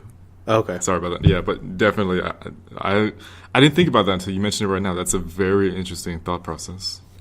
Yeah. So the gorillas, kill the dad. Well, at least it looks that way. Something else might happen. They look very violent towards the father. Yeah. But then, they rescue Tarzan. So then the majority of the movie takes place after Tarzan leaves the jungle, moves to England with Jane. Yeah. And then he comes back for some reason. Is Jane Margot Robbie? Yeah. Okay, that's what I was thinking. Yeah, so, you want to talk about the cast? Yeah, why not? Okay, so pretty star-studded cast. So Margot Robbie plays Jane, and she's everywhere, man. What was the first big movie she was in? I want to say it was The Wolf of Wall Street, probably. Maybe. I feel like ever since then, she's been everywhere. I think that's when she became a big name with that movie. Yeah. So she's in it. Samuel L. Jackson, of course, he is in that. Christoph Waltz. Yeah. He's in that. He's the posh, European guy with the mustache. Digimon Hansu, I think he's in the movie. He's the guy fighting Tarzan. Yeah, he's some sort of African native, looks like. Yeah. And those four already by itself is yeah, so everyone except for Tarzan is a big name character. So Tarzan is played by someone named Alexander Skarsgård. I not sure if I'm pronouncing that right. I don't know where he's from, but probably I think it sounds like a Swedish or Swiss name, something like that. I looked up his IMDb page today, and I hadn't seen him in anything except for, what was it? Shoot, I don't remember now. He was in, there was a couple of movies. Oh, Zoolander, that's what it was. He was in Zoolander? He was in both of them, but I don't know what. I think that he played a character named Adam, but that didn't mean anything to me. So yeah. So other than him, it looks like a lot of really, really talented actors. Christoph Waltz is one of my favorite actors. He's amazing. Margot Robbie, she's pretty good. She's got a lot of room to grow. I think she's very young. I think she's younger than I am, actually, which is weird. But yeah. And then Samuel L. Jackson, I mean, he's Samuel L. Jackson. Yeah. And then, I don't know, the trailer piqued my interest. Yeah. I'll say that. I thought I was going to crap all over this movie. No. Yeah. I have interest now. Yeah, so one thing I'm curious to see is that in the animated movie, there was a hunter with them who ended up, it turns out he was the bad guy. He wanted to take all of the gorillas and sell them to zoos or whatever. His name was Clayton. So I'm curious to see if that's Christoph Waltz's character. I feel like it is. It might be like a combination of his character with his character. Maybe. But we'll see what happens. Okay, let's move on. We've got one more trailer to talk about. And this is called, I believe the official title is Lego Star Wars: The Freemaker Adventures. So the story behind this show, you go watch the trailer really quickly. It's like a minute and a half long. Really, yeah, not that long at all. So the story is that the first lightsaber that was ever created apparently was powerful enough to slice apart planets. That was a planet, right? It wasn't like an asteroid. A planet or some kind of moon. Yeah. So obviously a lot more powerful than the lightsabers we have now. So the Jedi that created this lightsaber, do you remember what the lightsaber was called? Me neither. But somehow they're able to break the lightsaber. Yeah, so they break the lightsaber in these crystals, and then they scatter them throughout the galaxy.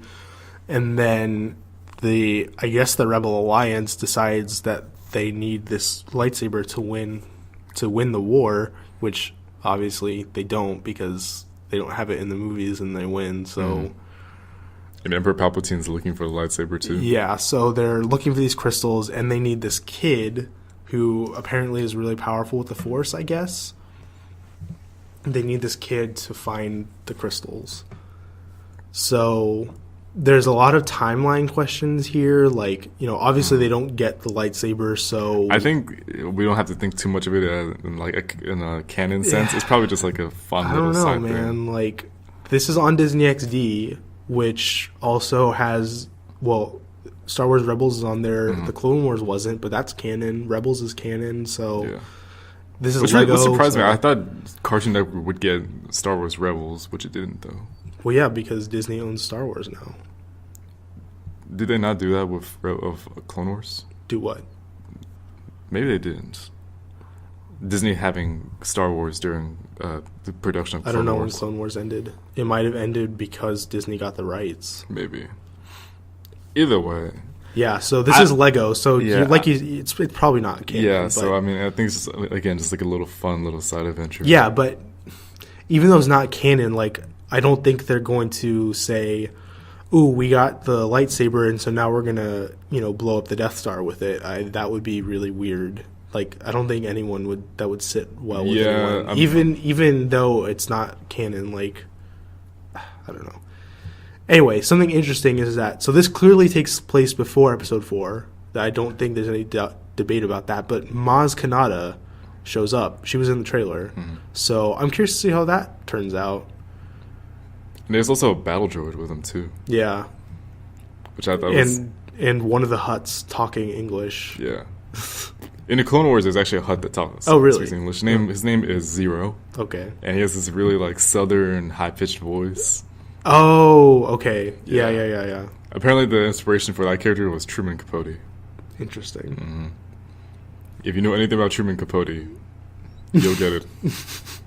But this show, it looks interesting. I want to check it out. Yeah, it's a fun little. I'd say it's a fun little show. Yeah, kids will enjoy it. Yeah, I think that's a good thing for them. If the kids enjoy it, it'll be fine. Yeah. Okay, let's move on. Actually, we're gonna backtrack a little bit. We'll talk about some more DC stuff. So there was this picture that popped up on the internet this week of J.K. Simmons working out. And oh man, it's crazy. It is really crazy. So when I first saw this, okay, so he's working out and he has this crazy long beard. So when I first saw it, I was like, oh, that's weird. That guy looks like J.K. Simmons. That's weird. And then I looked at it again. I was like, wait, that actually is J.K. Simmons. So then I was like, okay, this has to be photoshopped. But then I saw like other news sources reporting on it, like ABC News reporting on it, or putting it on their Twitter or whatever. And I was like, this is so weird. So as it happens, last night I watched a movie with J.K. Simmons in it. I know I saw you on Twitter. You saw Whiplash. And I would actually, maybe a future episode, want to talk to you about that movie. Oh, you saw it? I saw the movie. Okay, it's a great movie. I'll just real quickly. Yeah, Whiplash was like super good. I was like, I watched it. I was laying in bed, so I was figuratively on the edge of my seat. It was just like it was really, really like powerful, and intense, and emotional, and man, yeah, it made me feel a lot of feels. But J.K. Simmons was in that movie. He won Best Supporting Actor for it in 2014. He definitely deserved that. Yeah. But in that movie, I was, because of what happened, or because of this picture, I was paying attention, and he's actually really jacked in that movie. In that movie, too, yeah, you see, like, when he just takes off his jacket, his, like, humongous biceps. Yeah, but in this new picture, he looks even bigger. It's like, actually, like, too big. Like, he looks, it's weird. So, J.K. Simmons... Okay, let's rein it in a little bit. J.K. Simmons, he's an actor, really good actor. Mostly does, I think of him mostly as a comedic actor, even though Whiplash proves that he clearly is capable of drama. But he's probably best known for nerdy things. He's probably best known as J. Jonah Jameson. I've seen pictures and memes of saying like, "I'll get these pictures myself." Also, I think the first movie I ever remember seeing him in was The Dad in Juno. Where he was really funny in that movie. He's also the yellow M&M. Oh, really? He is, yes. Oh, yeah. I think I knew that. Anyway, so yeah, he's 61 years old, and he's playing Commissioner Gordon in the upcoming Justice League movie, which is allegedly why he was doing this workout. But... does Commissioner Gordon need to be this big? No, he does not. Unless he's going to sort of be fighting some supervillains. He could, like, at that size, he could, like, take down Bane. Yeah. Imagine how much different The Dark Knight Rises would be if J.K. Simmons was the one fighting Bane. Yeah, like, because he gets shot in that movie, right? Yeah. Yeah, and just the bullet would just, like, bounce off. Yeah, so this... Man, he's just, like, so much... more muscular than I could ever have imagined him, or what I could ever be. I can never be that. That's crazy, man. Probably just like needs to. Did you see that picture of him next to the picture of Master Roshi? Yeah. Because in the picture of J.K. Simmons, he's also bald. Yeah. So he looks just exactly like Master Roshi from Dragon Ball Z. And if they ever decide to make an actual good live interpretation of Dragon Ball Z, we know J.K. Simmons can do that. Definitely. He's going to be, like, really pervy, though. Yeah. Whew. Yeah, okay. I'm glad we got that out of the way. Yeah, I think at this point he could probably take on Batman one-on-one. Okay, next. So, earlier this week, it was confirmed that John Boyega, a.k.a. FN2187? I think so. Finn. He is going to be in Pacific Rim 2 as... the son. Yeah. Of the Apocalypse Cancer. Yeah. So, once again, the apocalypse is going to be canceled. It's probably like, but like the last will and testament. A junior apocalypse. Yeah, but like in the last will and testament, from his father, he reads it, it's like, and you have to cancel the apocalypse for me. He has like no idea what this means, but I bet you it's going to happen. Yeah, so John Boyega... I don't know him from anything other than Star Wars. He was in another movie. It was, I think, an English movie or a British movie. And apparently did really well. Yeah, I mean, I thought he did a good job for the character that he was going for in Star Wars. Yeah. He wasn't really the main focus, so he doesn't. Which surprised me. Yeah, well, I think it surprised everybody. Yeah. Because in all of the trailers, I think they were trying to psych you out, like trying to make you think that he was going to be the main hero, but then it shows Rey obviously, which I was totally fine with. Totally fine with. Anyway, John Boyega. So he didn't really get too much of the limelight in Star Wars. So I'm curious to see. I don't know if he's going to be the main character in this because Idris Elba wasn't the main character of the first one. So I feel like in Pacific Rim 2, he's probably not going to be the main character because the main character, he doesn't die in the first one. So I feel like he's still going to be mostly about him. So I want to see what John Boyega can do. I want to see him, really, really be the main character and see what he can do. But I think he's a good casting choice. I think so too. I'm glad he gets. He's black and he's British. I think those are probably the main qualifications they were going for. To be Idris Elba's son. Yeah. Even though I do remember that Idris Elba's accent in that movie was a little all over the place. It was a mix. It was. I don't want to know. I don't want to say he had an American accent because that's not true. Because he can do an American accent. No, yeah, I know. It's just like there's certain points where you could really hear the British. Yeah, that's what I meant. So, I don't know. Yeah, but John Boyega is also obviously really good at doing an American accent. Yeah. If you just watched episode 7 and didn't know he was British, you would never notice that. Yeah. So he hit it really well. Yeah. But like I said, I'm still really looking forward to this movie coming out. We didn't get a release date or anything, so just this one casting confirmation, but I'm looking forward to it. Okay, let's move on. So it was announced this week that there is going to be a sequel to The Passion of the Christ. Yeah, I saw that. I was very, very odd about that because I was like, huh. Yeah, it's a little definitely unexpected. Yeah, a little kind of out of nowhere. Mm-hmm. Because there was a movie just recently called Risen, which is about a Roman centurion, some sort of Roman soldier, trying to find. Well, they think Jesus is still dead. Mm-hmm. They think that his body was taken away. Yeah, by the disciples. So they're trying to find this body, but obviously, Jesus is alive. I was gonna say, did you see the movie? No, I didn't. Okay. No, but I mean, obviously, you know what happens. Well, I don't know. Jesus is alive. We don't have to explain. We're not here to explain Catholicism to you, but. Yeah, but this new movie, apparently, the Passion sequel, is about the resurrection, so it's not a prequel, which they could have easily done, but... And it's not about the 3 days. Yeah. So, I mean, I don't have much to say about it. I just think it's kind of out of nowhere. Yeah, I didn't know what to think about when I saw it. I thought it was a joke at first. I had to do some research, and then I found out this is an actual thing that's happening. Because Mel Gibson needed to... make another movie. Apparently. Yeah. I don't know if it's going to be as violent as Passion of the Christ. Yeah. Have you seen The Passion of the Christ? Passion of the Christ. Yeah. So it's a hard movie to watch. Yeah, it's brutal. It's a very, very hard movie to watch. Yeah. But I mean, it's really good. Yeah, you can't deny that, yeah. But so you just when you finish watching it, you just feel so many emotions. Yeah. But that is pretty historically accurate, whereas after that I can't really see how they would incorporate violence into the movie, so we'll see. So next, it was announced just yesterday that Kenneth Choi will be appearing in Spider-Man Homecoming as the principal of whatever high school Peter Parker attends. I know in the cartoon The Spectacular Spider-Man that it was called Midtown High. I don't know if that's what they'll call it in the show, the movie. Kenneth Choi. Ooh. Right. So the reason that this is interesting, otherwise I wouldn't care, but the reason this is interesting is that Kenneth Choi was part of the Howling Commandos in the Captain America movie, and then later in Agent Carter, the Howling Commandos come back and he's in there. So he's been double cast in the Marvel Cinematic Universe, which is a really interesting choice. Because that never happens. That's actually not true.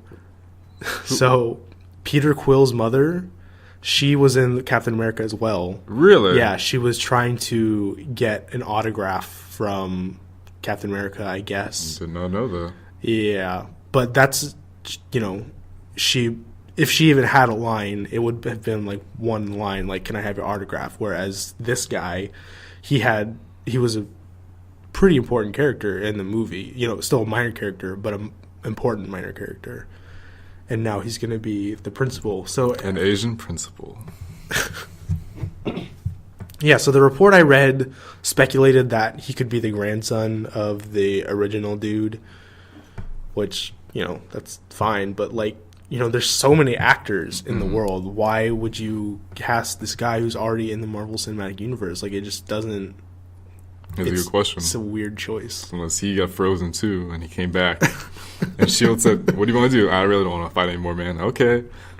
I just want to have a regular job. So he gets, you know, plays the principal. And, like, when there's a fight at school, he has, like, amazing fighting abilities, and he breaks up the fight. Why not?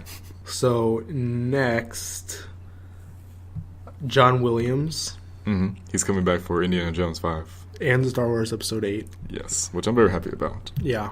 So, not too much to say about that, but he also was inducted, or he was given an award from AFI for a Lifetime Achievement Award, which is cool. He has the most Oscar nominations of anyone ever. Does he really? I want to say, I'm not going to say a number because I'm definitely going to get it wrong, but I believe it was somewhere in the 50s or the 60s for number of nominations. Go, John. Yeah, and just for comparison, there's only been 7... I think they just celebrated their 75th anniversary either this year or last year. So I think he was nominated twice in the same year, some years, I believe. But I wouldn't be surprised. Yeah.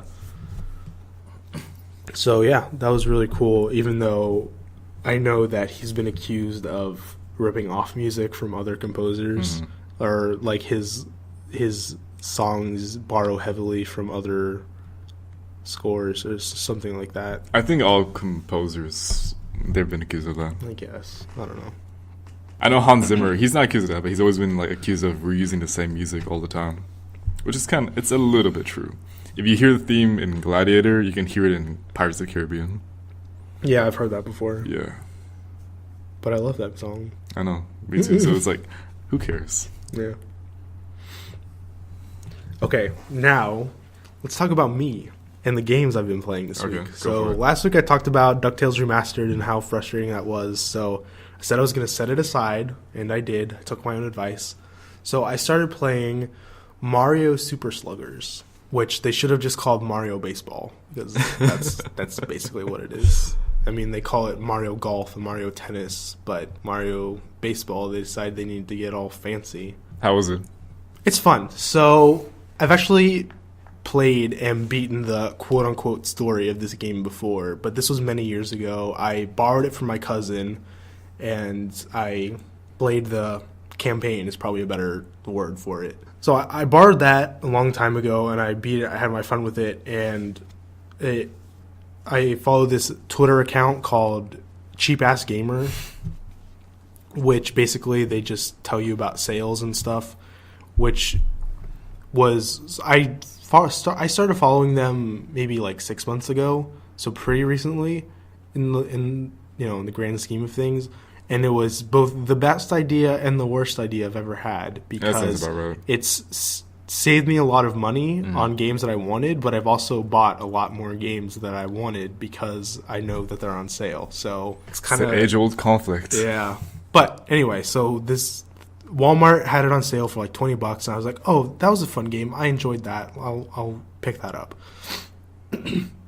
So I got it, and I needed a game to play, and I was like, well, I just got this. Let me crack it open, and I'll beat it, because it's a short game. I essentially beat it in 2 sittings. It was actually 3 sittings, because the first time I played a bunch, then I was like, okay, I'm done, and I turned it off because I thought it was auto-saving, but it wasn't, so I had to beat all of it again, or beat everything that I had beaten again.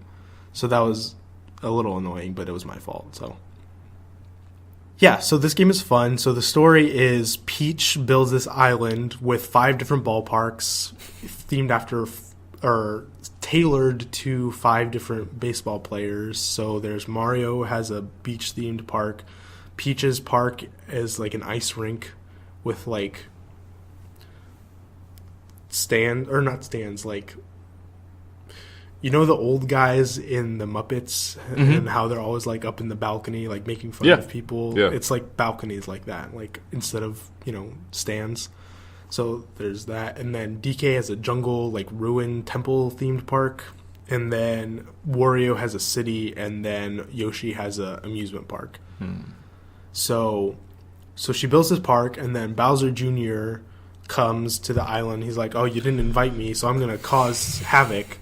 And so everyone like gets scared, and they're like run away and hide. And so Mario and Luigi have to go like tell people like, hey, I'm going to beat Bowser. I'm going to get rid of Baby Bowser by beating him at baseball. Sorry, not Baby Bowser, Bowser Jr. There is a difference. But I'm not here to talk about the Mario timeline. Are you really? Do you want me to talk about the Mario timeline? Because I will. I don't know, man. We're almost at 2 hours at this point. Yes or no question? No. Okay. So you go around to the different ballparks, you recruit people to your baseball team, and then in the end you you play a game of baseball against Baby Bowser Jr., and then after that Bowser shows up and then you beat him. So all of that took maybe 3 hours. Well, no, maybe 4 hours. So it's very, very short. But it was fun. You know, I enjoyed it while I had it. If I have all the characters unlocked now, so if someone came over, or, you know, if Robin wanted to try out a game other than Mario Kart that she would actually... Maybe beat you up? Maybe. I mean, probably not, but maybe. It's really easy to pick up and learn the basics. It's a pretty complicated game overall. So compared to something like Mario Tennis, you know, where you control one character, you move around, you hit the ball when it comes to you, and then that's it, basically. Baseball is a lot more complicated because, you know, you have all the runners on the field, and you're only one person. You can only control one character. So when you're batting, you know, you can tell your other characters on base, you know, oh, I want you to lead off, or oh, I want you to steal, or, you know, lay down a bunt. There's just a bunch of different things that don't really lend itself to video games very well. I think, you know, the way they pulled it off with the Wii remote control scheme, which is comparatively limited to other controllers, I think they pulled it off pretty well. But, you know, I never really got the hang of stealing and things like that. Like the more complex things, like basically my whole strategy was to just try and hit home runs. Yeah, whenever I do that, But yeah, I did that. I enjoyed it. You know, I didn't spend tons of money on it, and I got my money's worth. So last night I started playing Super Metroid. And I don't have too much to say about that. If you remember way back when the beginning of when we started recording the show, not this show, but the show as a whole, I was playing Metroid Zero Mission, and I talked a lot about that. And Super Metroid is really a lot more of the same. A few minor differences here and there, but for the most part, it's pretty similar. So I don't have much to say about it. When I was playing Mario Baseball Super Sluggers, I got caught up on The Flash, so I finished season 2. Ah, damn you. I'm not going to spoil anything. We're not going to talk about that. Okay, one question. Yeah. Was it good? Overall, it was a really, really solid season. The very, very end of the last episode of the season, so awesome. I cannot wait to see season 3 and take that. So that's all I'm going to say. How have you started season 2? No. Okay, you're waiting for it to come on Netflix. Yeah, okay. I think at this point I'm just like, when it comes onto Netflix, I'm gonna have to watch season 1 again just to like refresh my memory. I mean, I also really like season 1 too. No, I'm not saying season 1's bad. Yeah. I'm just saying like that sounds like it will take a long time. I blow through Netflix shows like crazy. You of all people should know this. I don't blow through Netflix shows. I don't have that much free time. I don't have free time. I had to do it while I'm like doing like some other work. Well, I don't have time for that either. Literally, I was like last night. I was doing work and I was watching. I saw like 3 episodes of Jane the Virgin. I was just like going through, and they're like 40-minute episodes. Okay. So I need to divide my brain capacities. Well, let me ask you this: why do you want to rewatch season 1? Just to remember the characters and remember the events and everything. Plus, I like rewatching things. All right. I mean, whatever. I'm one of those people. Whatever floats your boat, man. It will float my boat. So, yeah, I caught up on Flash, so I watched a few episodes of Arrow last night. How's that? Flash is so much better than Arrow. At this point, are you just done with Arrow? I mean, I'm going to keep watching it, but Flash is just so much better. So I'm just kind of forcing myself to make my way through that, and then I'm going to start watching Legends of Tomorrow. I hear that's all right. I really haven't heard much of anything, but I feel like that's not a good sign. I feel like if it was really good, I would have heard that. So I'm going to see how it is, but I don't have super high expectations for it. So now we're talking about, giving our thoughts about things. You want to talk about Monty Python? Yeah, let's do it. Okay. So, where do you want to start? I mean, we can start from the beginning. Okay, let's start from the beginning. This thing is ridiculous. It is very, very ridiculous. Yes, this is... I understand now why it's a cult classic, though. Yeah. I definitely understand that now. Just little things that they do throughout the movie, you had to give credit for their imagination. Yeah. I definitely see why the Black Knight scene is so famous. Oh my gosh. That whole scene was just... It's pretty wacky. Yeah, let's go with that word. It's wacky. I mean, the whole movie's wacky, but... I like the dialogue in the movie, though. Yeah. It's pretty spot on and funny. Yeah, so... The effects are very cheesy. Yeah. The blood and everything. Yeah. So, I have to say that I thought this movie, before rewatching it... So, I watched this movie a long time ago, probably when I was back in elementary school.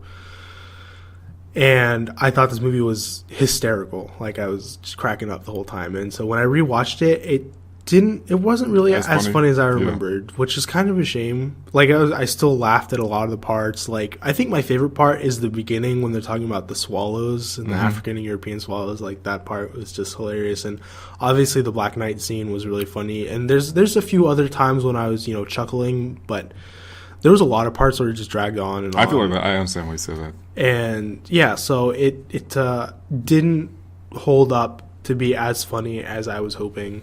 But that being said, I mean, it was. I still really enjoyed it. It's really funny.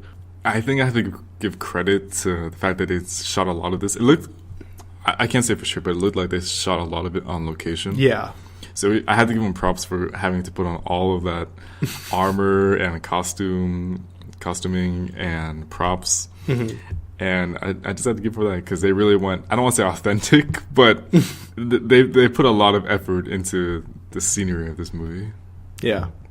So we actually got a listener review, I guess, because it's not really an email. Okay. So this is from none other than Robin. Okay. Did you ask her to do this?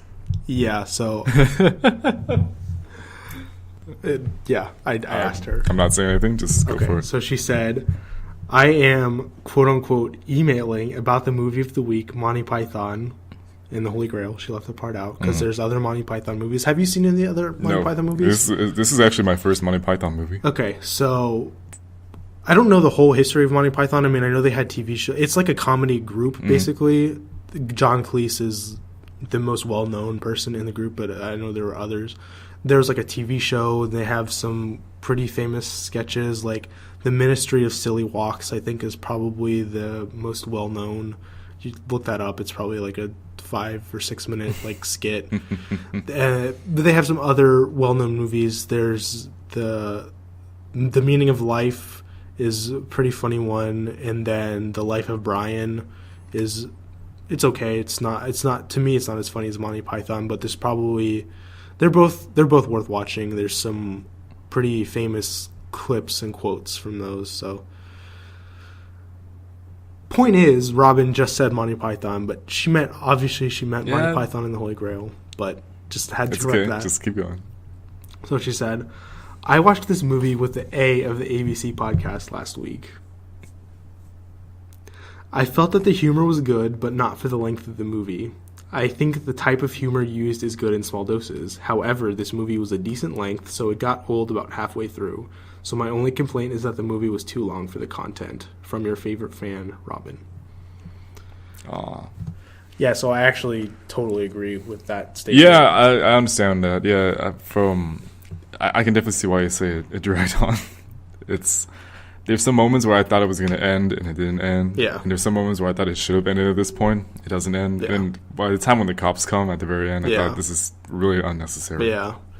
The whole ending, it just feels really unsatisfying, which I know is the point. But I get you. I definitely get you. I think for a modern audience, that's not really funny. You know, maybe back then, maybe for British people, it would have been funny, but it's just the sudden, abrupt ending. There's just no good conclusion. They don't get the Holy Grail. And like I said, I know that's the point. Like, it's like I'm sure it's like a... I want to say it's like a Don Quixote thing. I never read it. Oh, basically, it's him going on an adventure. Right. And I know at one point he thinks he's never seen a windmill before, and he thinks it's a dragon. He tries to fight it. It's basically this.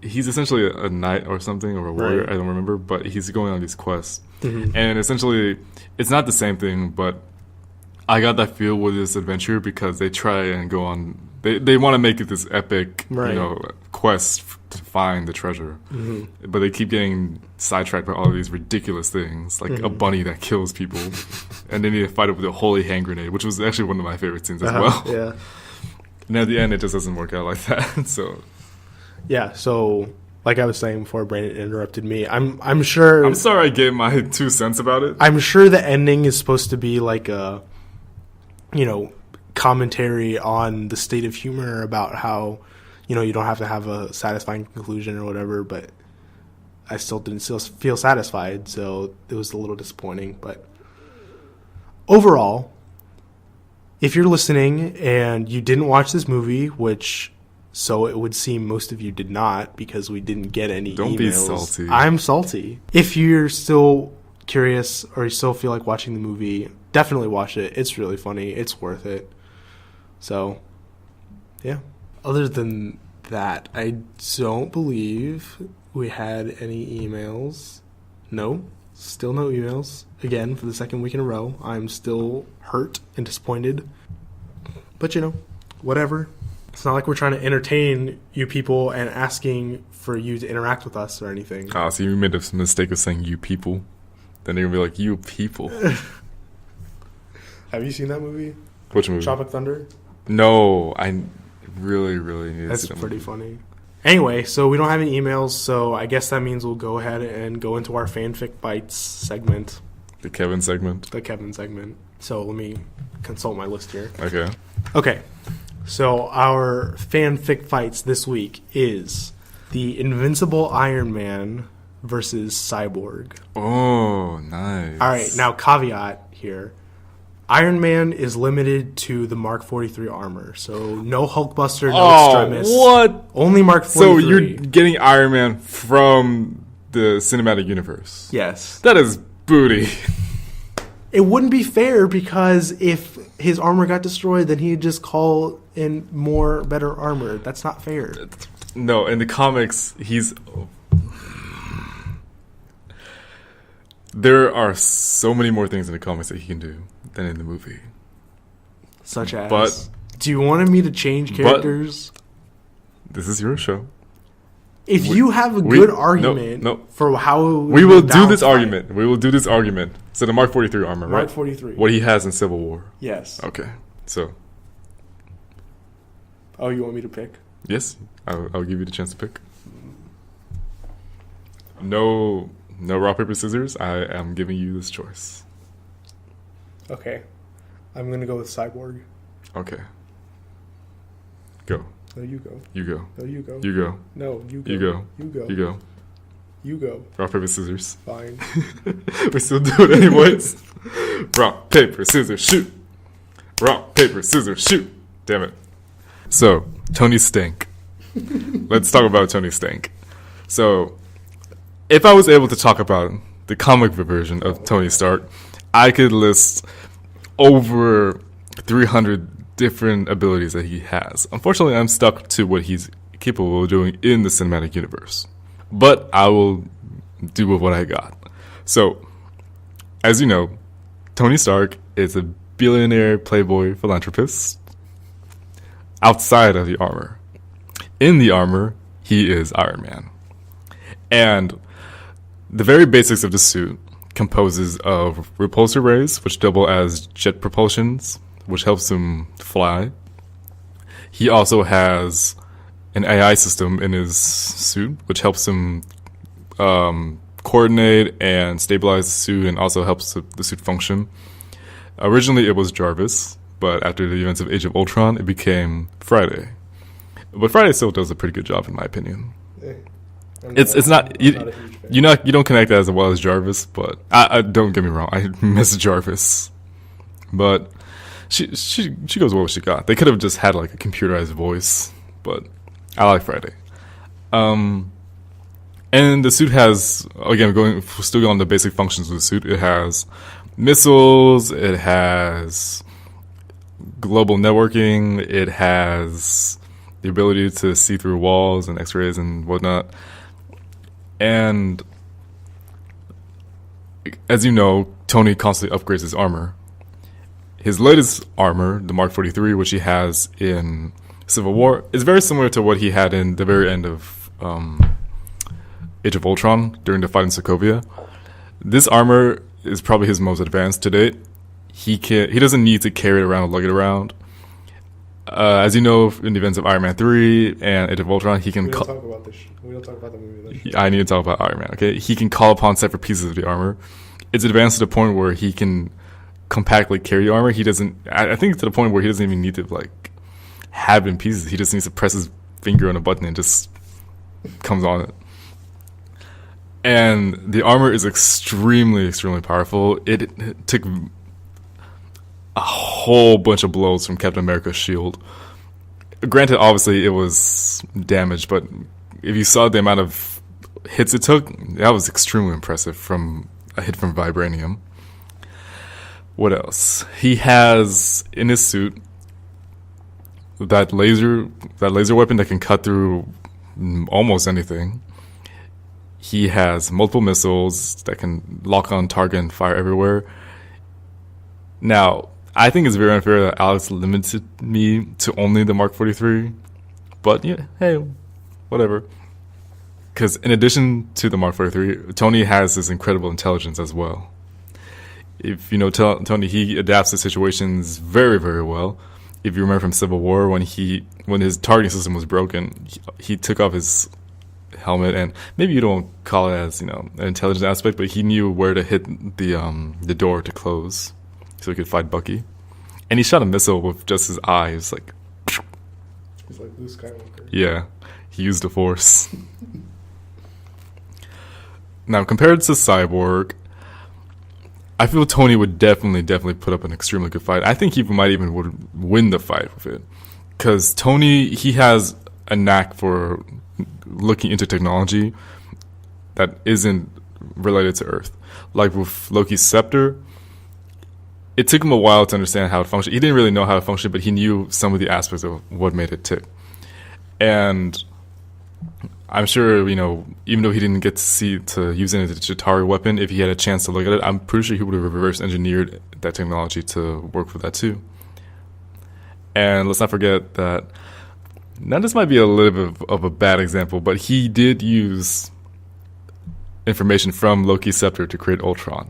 Now, you know what happened with Ultron, but you have to admit, Ultron, as a result, was a great invention. It was a terrible thing, but still great. Like, Ken, you know how Ollivander says the Dark Lord did great things, terrible things, but great? I'm just saying, I feel like that's a very, he very... didn't really invent... Whatever. Oh, this is your time to talk. Yes, it is. Against Cyborg, it would be a very, very even match. No doubt about it. But Tony is also extremely unpredictable. That's one thing that that is something that was originally against him being an Avenger, because he doesn't play well with others and he's highly unstable. But that counts into his fighting abilities and his, ability to adapt into almost any situation. I feel like against Cyborg would not expect that from him. He would probably expect to win against a guy in a tin can, but Tony would definitely surprise him. And plus, Cyborg, he has similar weaknesses to Tony. So if Tony was able to set off an EMP, he might be able to disable Cyborg. But I feel he would definitely be able to give Cyborg a run for his money. Well, Cyborg... I didn't get to ask, what Cyborg are you using? All of the Cyborgs. That is not fair. Okay, so... Yeah, pick one Cyborg. No. Yes, you do. If I can only use one version of Tony, you can only use one version of Cyborg. Okay. I'll go with... I don't know. You're going with Teen Titans Cyborg? No. Yes. No. Yes. I did not agree to that. Why am I only limited to one version? Fine. I'll use Injustice Cyborg. How's that? Okay. So... the reason that Cyborg would win over Iron Man or Tony Stank is that Tony uses a machine to help him in battle, but Cyborg is a machine. And so while Tony is talking to Friday and trying to figure out a plan of attack and how to, control and fly and everything, Cyborg is doing all of those processes automatically. So he can move faster, attack first, hit harder than Tony could because Tony uses his brain along with AI, but Cyborg's brain is connected to the AI on a level that Tony can never be. And so he at least matches, if not surpasses, Iron Man in terms of strength, in weaponry. Cyborg has, his cannons, and he has like a zipline grappling hook thing, and like sonic blasts and all kinds of crazy weapons that he can shoot out. But he basically, it's going to come down to who can shut down the other person's machinery first. And Iron Man or Cyborg, he can do that a lot more easily than Iron Man could because he has that connection with the machines. I do need to bring this up that Cyborg needs his machinery to live because he's a cyborg. Okay. Tony no longer needs that. He used to have the arc reactor within him to survive. That's no longer an issue. So if he's able to target Cyborg's, life support systems, that might give him the upper edge for that. Well, there you have it. This is really intense, actually. Good job, Alex. Thank you. There you have it. Those are our arguments. And so now we need you to let us know who you thought won. So you can email us, abcpodcast92@gmail.com. Tony Stank. We'll also take your comments, questions, concerns, criticisms, movie reviews, topic ideas. Tell us who you think's hair is better between Brandon and me. No, it's not even a competition. Yeah, I know. It's because I shaved all my hair off. You should let it grow. And I'm going to. And then style it like me. Oh, I don't want to copy you. That's okay. Or Grant Gustin. Hey, not cool, man. Anyway, I guess that's it for our show this week. Did you have fun? I did have fun. This was a lot longer than I expected. Well, I mean, we did spend an hour talking about... There was no we. It was mostly you. Fair enough. Social media? Yeah. I was getting there. I was not going to forget this week. All right. So you can follow me on Twitter @AtariAlex. You can go to my page or whatever, and Brandon's Twitter handle is in my bio, so you don't have to try and search for him. Actually, I'm curious if you just search Brandon Park, if you show up. You probably do. I might. There are other Brandon Parks in the world. Unfortunately, I'm not special. I thought I was, but I was wrong. You can follow us on Instagram, Snapchat, Facebook, Tumblr. I need to get a Tumblr. I don't have Tumblr. You can follow my blog. Go to my Facebook and you'll see it. I guess that's it. Yeah, I guess so. Any last things? Nope. This was episode 13. I think it went pretty well. I know, right? All things considered. All things considered. But on that note, thank you all for listening. Hope you enjoyed this episode, and we will be back next week for more shenanigans. So we will catch you all then. Bye.